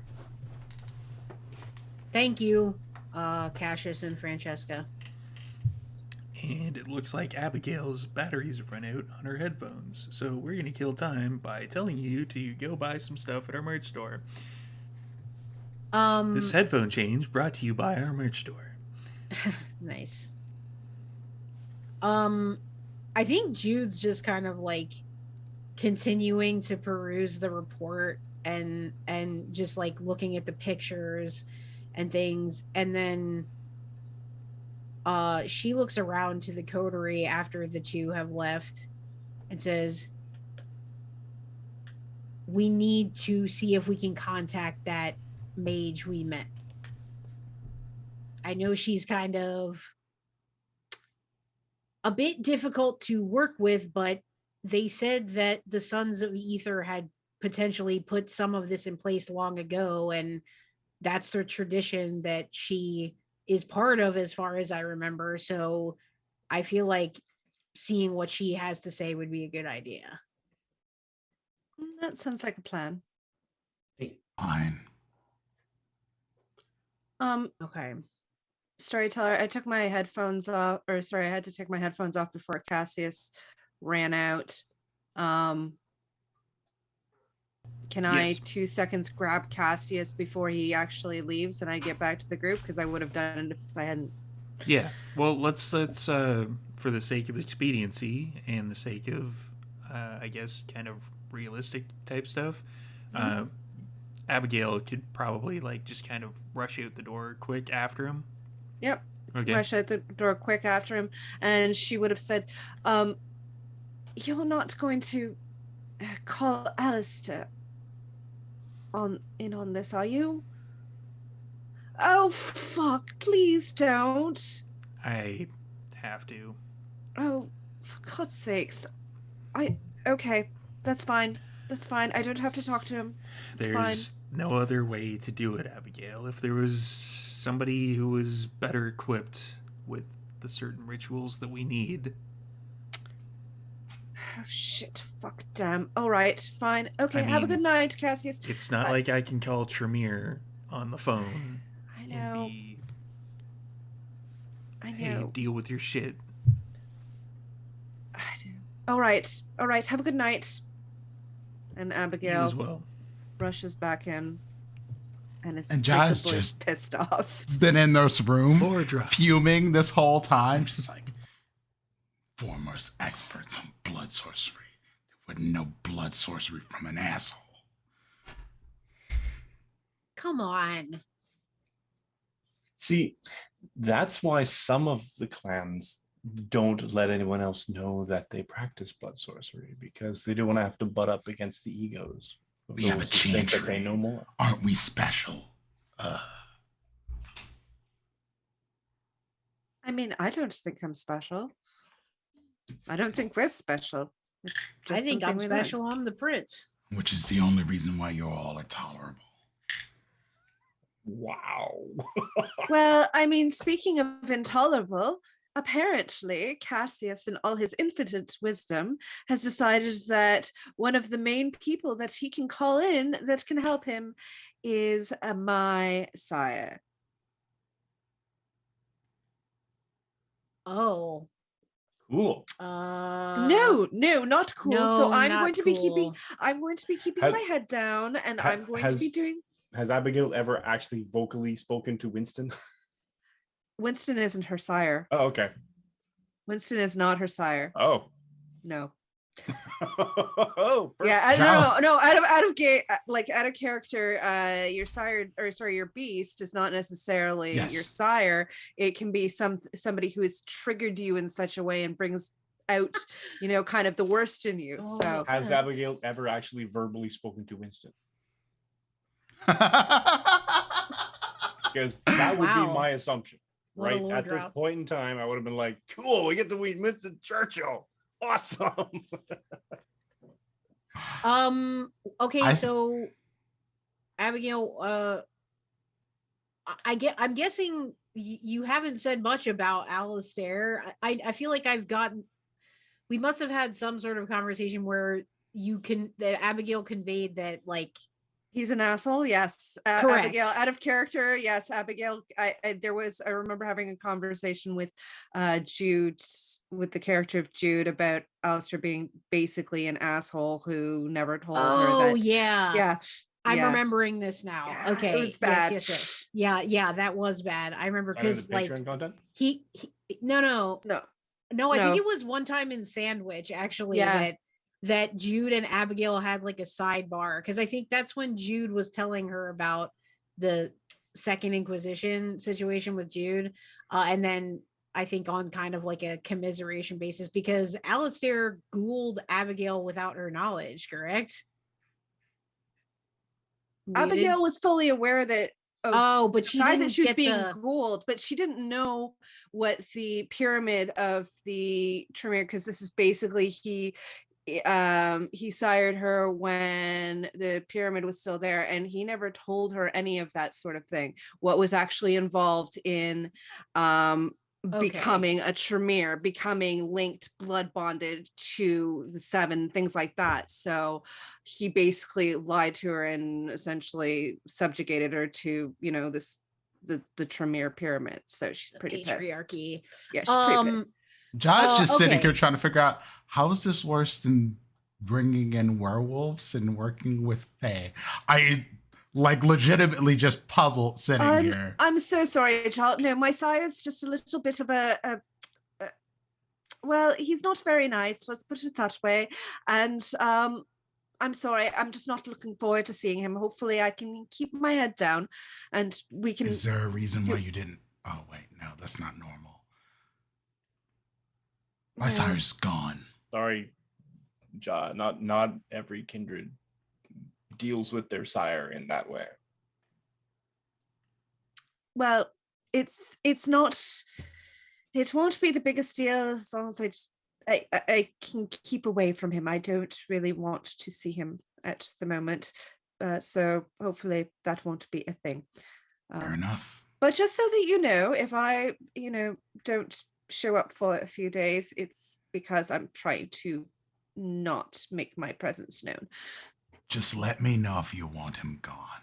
Oh, I definitely will. I will most certainly do that. It is probably going to be the first and last time that I would ever take you up on that offer, but yes. It seems like we're in another situation where he is going to be useful to us, at least in the short term. He is, apparently. So, well, I'm sorry that he's coming around again. I know that won't, is going to be potentially difficult, but hopefully he just does his job and then he can leave. I hope so. Anyway, that aside though, what are our next steps at this point, my prince?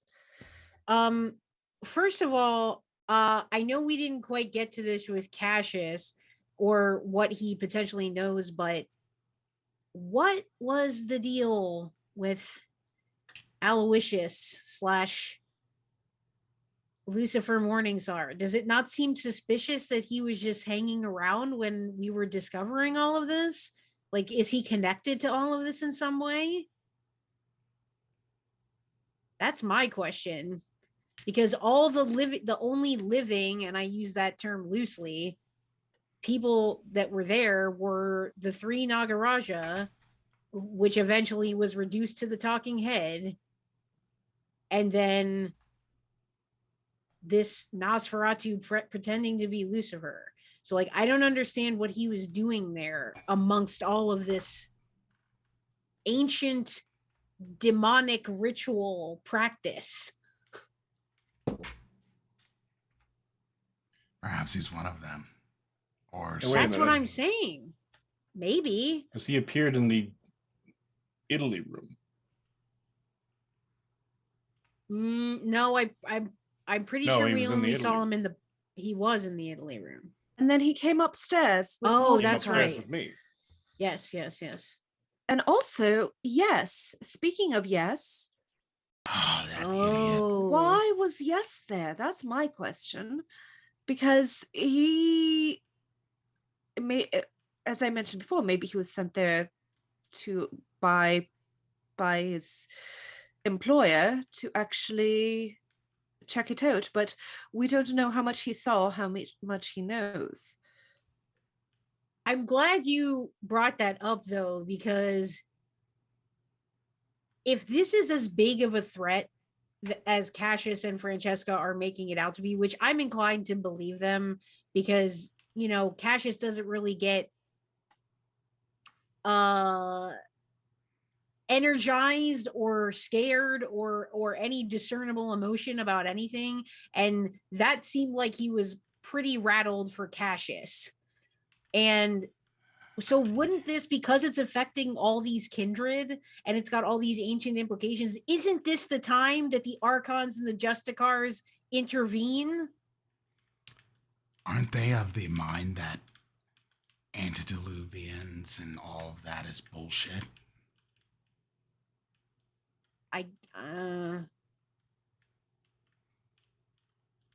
I thought it kind of was a individual basis. Like I don't know. I mean, deception and fear and lies is how you maintain power in this world. So maybe they're in But on this the lie would be deception and so. lies. I mean, we Lord saw knows the they'll leave room. a We saw what was city, happening. leave multiple cities to the Sabbat. I guess that's true. How would this be different? I don't have a whole lot of trust in the Camarilla. I have trust in us. That's true. Yeah, I hear you. I'm just I don't know. After receiving all of this information, I'm loath to add a conspiracy on top of it, but it's valid. I mean, I'm just Maybe he a didn't little know brain about the beneath overloaded. because he never went down. I mean, that's possible as well. Yeah. There's only I one mean, way to find out. That just adds more questions to it, because why would you be casually observing essentially an abattoir when and thinking nothing was amiss, if it's not connected to, for example, the regular, whatever it's called, the blood line thing. Seems like, I mean, based on what they said about the blood in the pool, though, Mordecai, I think you'll probably be okay. I mean, I kept some based on extra what too. they If anybody said. else wants some. Ja, you're muted. So maybe, there you go. Yeah, I might need some of that.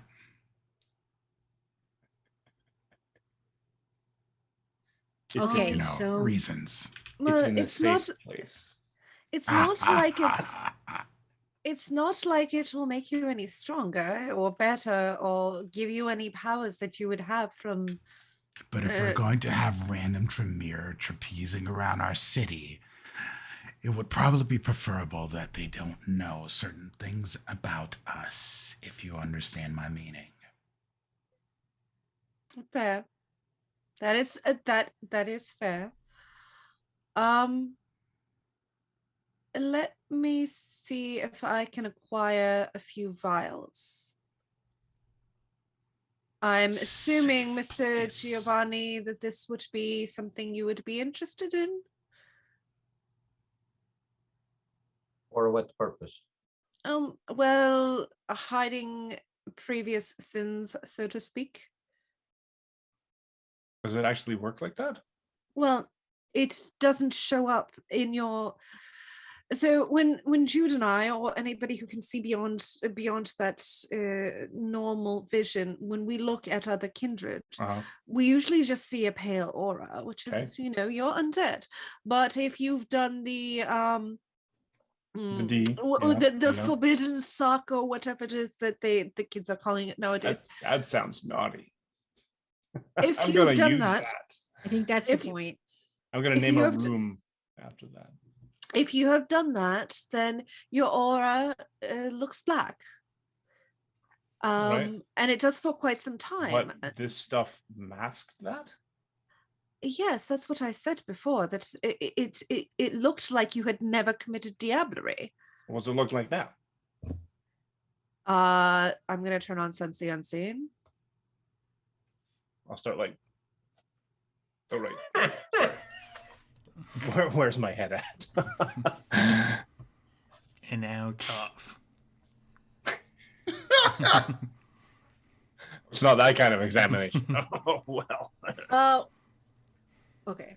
3 successes. 3 successes. They're kind of like the veins are there, but they're less pronounced than they were when you first saw them. Because Aloysius? Alistair? Aloysius is the Aloysius. Nosferatu. Morningstar Yeah. said delicious. to me in our polite conversation walking up the stairs that he knew that I had committed.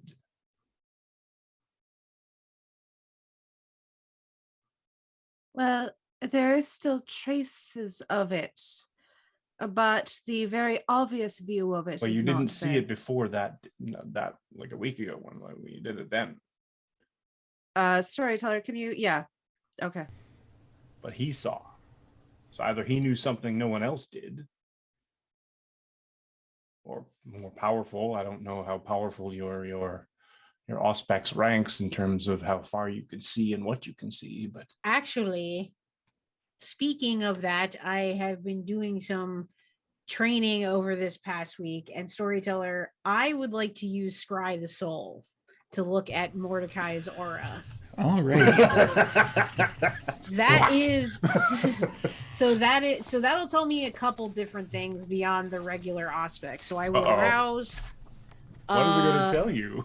I don't know. I guess we're gonna find out. I hope I get a crit because that's what I really want. I too did would fail. like that. I did fail the rouse check. So Even better.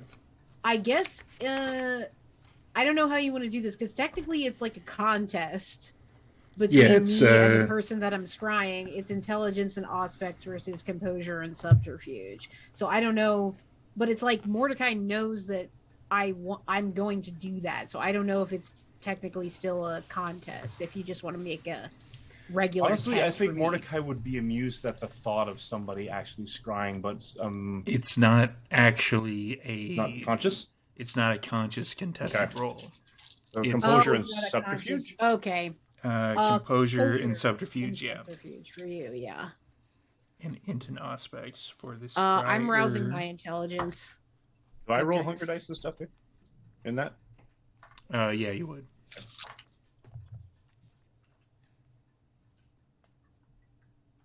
Yeah, this is a tasty pool for me now. Let's go.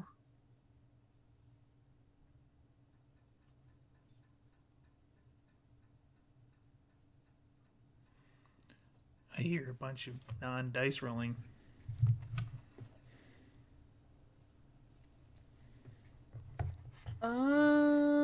I'm going to burn a willpower.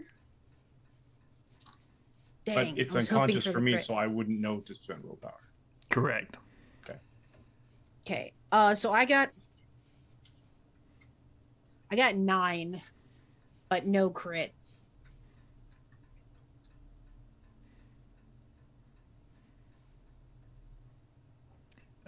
Mordecai. 5 successes. So that's, None of them on the hunger die. that's 4 questions. Okay. I want to know whether he is under the influence of blood sorcery or other magic. Yes. What? whoa. What? Okay. Great. And was that a crit? It was not. I Okay. tried, but no, it's just a straight success. I wanted something unexpected. That's what it Does it says. in feel the like roll. X-rays or something? I don't. You wouldn't know Getting a bit at all. warm. I don't know if that's a thing. I guess I will use one question to like. Do I see now that he has committed diablerie in the past year? Yes. Okay. But it doesn't look like a regular Diablerie vein aura. This looks like a lot lighter. Cool. You would assume that either he committed Diablerie like a long time ago, like near the year, or if there was something that he took that it's worked his way through its system, that it is working its way through, that he is at the point where it's going to be showing up again. Okay. Are the questions that I can ask limited to what is listed here in RAW? No. Okay. Uh-oh. Great. It just says including. It does not say Oh, limited including. to. Gotcha. Oh man. Okay. All right.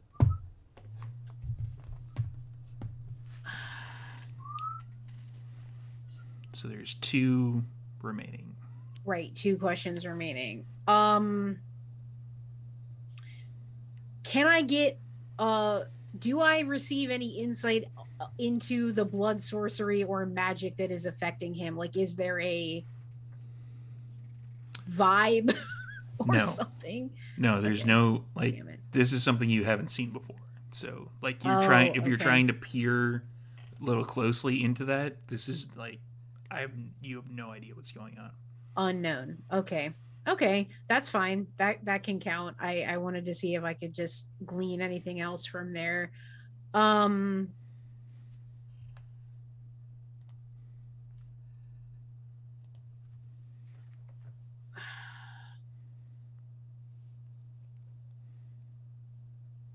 Taking suggestions. All the things you wanted to know about Mordecai, but were afraid to ask. I know. That's why I'm like, man, I Yeah, gotta but she think only about has it. 1 question left. I only have 1 left. And watch, the chat's going to be like absolutely full of Suggestions. Questions. Oh yeah, just like they're gonna be. Sorry guys, piled we on. ask him this. Sorry, we pre-recorded it. Yeah, we pre-record on Mondays, so we sorry. we pull for Mordecai questions. We should do that next time if we're going to. However, yeah, post your questions now and we'll write them down. I can And scry in our next again. session, Prince scry Jude, again. Prince Jude will start scrying Mordecai every week. Every week. Yeah, it'll become our little tradition. What are they tokens? No, they're Oh, chips or okay. critters or something. Just spend them all in. I've got it. Oh, Do no. I see any evidence or residual presence of anything demonic or related to demons? Yes, but it's very, very light. Like it's kind of like the flames that you saw that were working their way up Duran's arm. Yeah. Okay, so but it's fading. Like it's not. It doesn't seem like it's pronounced. He's not. Is it anywhere in particular on? Yeah, it's in your stomach. So it's not on the hand Oh, anymore. well. The hand, I guess, has been washed. So it's still sort of floating because I haven't spent that vitae, I guess. Correct. Ooh. So Shit. Jude just like blinks a couple times, like kind of coming out of this scry, and she looks at Mordecai and she says, it appears as though you are under the influence of some kind of blood sorcery That's a lie. or magic. I mean, but it's unknown to me the nature of it. It's not something I've ever seen before in any of my studies or any of my experiences. I don't know what the nature is. Wait, so he's got blood sorcery, is what we're saying? He's being influenced by blood sorcery. The followers of Set have always had blood sorcery. That's okay. Don't be maybe facetious. Maybe I won't be giving out those bottles of this stuff. That might not be a good idea. Well, and speaking of, it appears as though the vitae that you consumed, you can see some of those flames in the area of your stomach where, but it's very faint. But it is still there.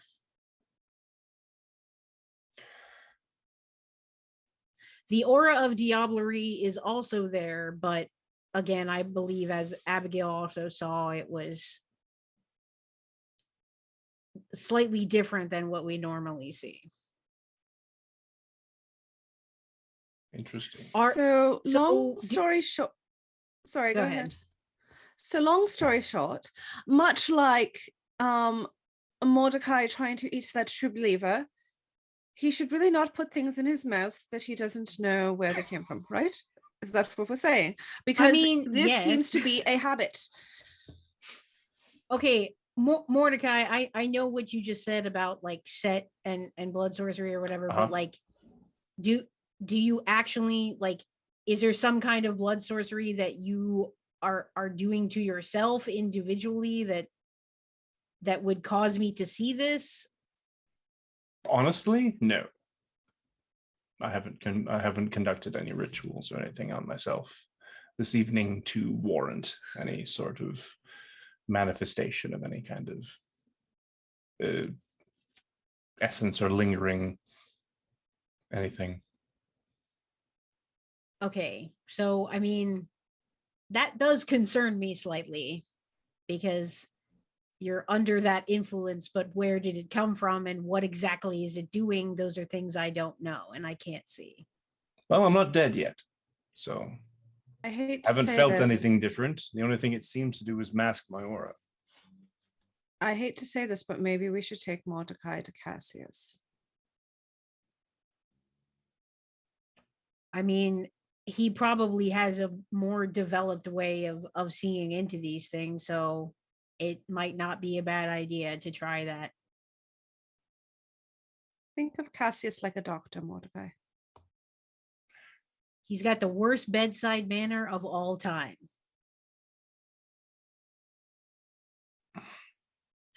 You only need a doctor when something's wrong with you. No, it's all about preventative medicine now. You go before there's something wrong with you. There's nothing wrong with me. I mean, I don't know what's going on. I don't know if it's something wrong or if it's something I can't assign any sort of like judgment onto what it is. Ja. Mordecai, you're not dead, but eventually something will kill you if you keep this up. Say that like I do it all the time. No. But I also wouldn't let Cassius examine me. Exactly. Go Right, work but out or now something. but this has implications toward the investigation. Would you not agree? Yes and no. I'd be curious as to what they're doing with the blood itself and all the stores that they have and what they've been doing. I wouldn't be surprised if they already knew what it does to kindred. Are you implying that they're testing this on kindred? Am I implying that the regent of the Tremere Chantry would conduct experiments to ascertain the nature of a particular product? Yes. Yes, I am. I mean, I suppose if you're not concerned about being under the influence of unknown blood sorcery, There are four of then you. Two of you fuck can. I mean, I know Abigail, for example, could literally pull the blood out of my body. You. But I'd have to drink it. Oh, all right. I thought you could sort of just draw it out and just like throw it in a canister. I don't know, whatever. Jaw could kill me in a thought. Duran could probably pull me into a safer place away from everyone. There are ways to eliminate even my formidable power. I haven't felt any new or different or stronger or stranger. okay, well, I'll keep an eye maybe on then it. If I I can start just take feeling anything weird, I'll let you know. yes, and I was saying maybe in a couple of nights following this one, I can take another scry and see what I see, do a little reading, and just follow up. Sounds like a good idea. Maybe I'll just burn it out of me like a bad burrito. Maybe it will. Could be as simple as that. You never know, I suppose. But All this is always an adventure. I'll be fine. The storyteller. And on that note, it's a good time to wrap up this particular session. As Mordecai is planning on burning something through his body like a bad burrito. So, thank you for watching, everyone. And thank you for all the bits and subscriptions. If you felt the need to send our way, it all goes to the people over here. They are awesome. And let's do some quick outros, and then we can get you over to Philly by Night, being run by Prince, who's going to do a quick change and pop over and, time travelish shenanigan stuff or extra dimensional stuff. Yeah. Oh, they've just recovered from Elysium. It's going to be interesting. So let's go in the same order. Let's go with Joanna. Hello, my name is Joanna. My Twitter handle is @TyroGardner. Sorry, I'm having a day. You will find me here on Saturdays during the Saturday Vampire Takeover, and you'll find me on Twitter and on our YouTube and Patreon, which I encourage you to subscribe to our YouTube for a whole bunch of lovely content. And I hand it to the next person. Prince. Hey everybody, I'm Prince, also known as Dimples and Dice around the internet. I'm a TTRPG/variety streamer here on Twitch. You can find me at Dimples and Dice all over the place: Instagram, Twitter, Twitch, yada yada yada. Coming up next, as we've mentioned, I'll be over my sister station, rolling these 20s for Philly by Night. It's going to be part 2 of their trip to Elysium, and it's been a doozy so far. Very, very interesting to see where they're going to go from there. Then on Sunday, you can find me at 11 a.m. Eastern on my channel for Wayward Revelry, a D&D 5e campaign based in Wild Beyond the Witchlight, with some of my own shenanigans tossed into the mix. I am on a bunch of other shows doing a bunch of other things.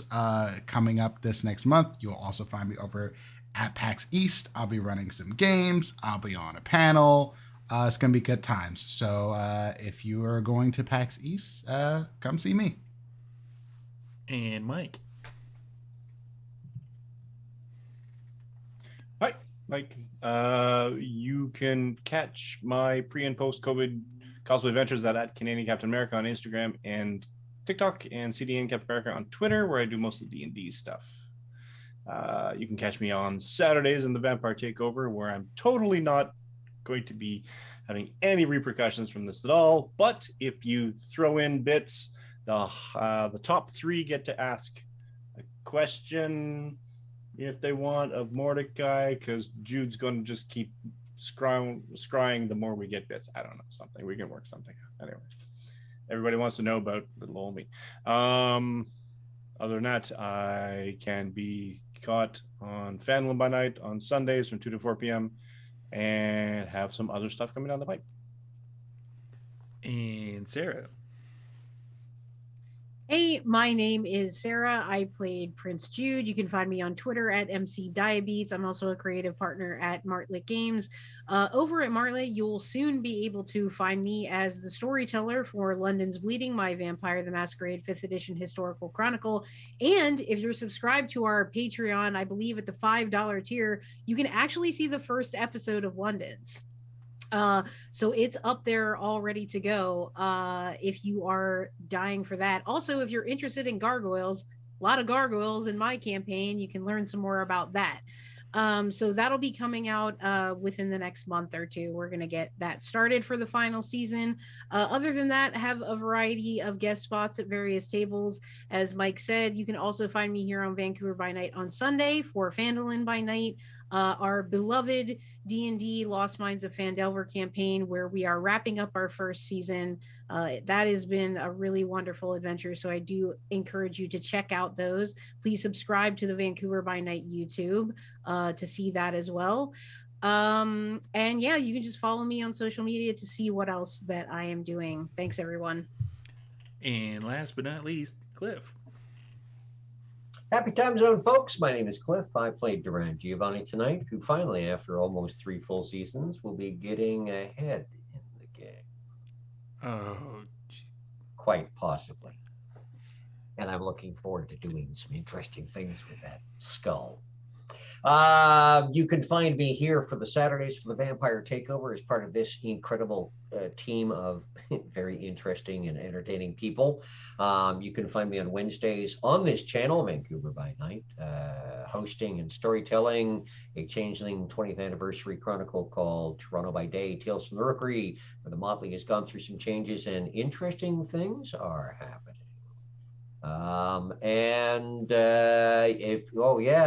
You'll have seen that the last episode, which will be playing before this plays, is quite much like a couple episodes ago, another tearjerker, and prepare for it because there are yet more to come. Because, if we can't tug on your heartstrings, then buy stock in tissues, Kleenex, etc. You can also find me online. My link tree should be over there somewhere. Instagram is the main place under the Vintage GM. There are other things that are being planned for 2022. Who knows? We'll get to it eventually. And that's me. Thanks much. And this guy is Storyteller Steve. So we are going to be holding a draw fairly soon, because we're going to hold a draw for something once we get up to 1,000 subscribers on YouTube. So go over, hit the YouTube, hit subscribe. It's free. Then you're going to be keep an eye out for how to enter that particular draw, because it's going to be on Twitter, and we will have some prizes for that. We are still hammering out which prizes exactly we're getting for that, but I know a vague idea of what it is, and it's awesome. So go and do that. And on top of all that, we are back tomorrow for Fandolin, which is this channel. We are back on Wednesday with more Changeling, and we are back here on Friday for the Rime of the Frost Maiden campaign, and then we're back here next week with the vampires, and they're doing investigatory stuff with the Bally. So come on back next week and come and see that. And thank you again all for watching, and we are going to send you off to Rolling D's 20s. Have a good night, everybody.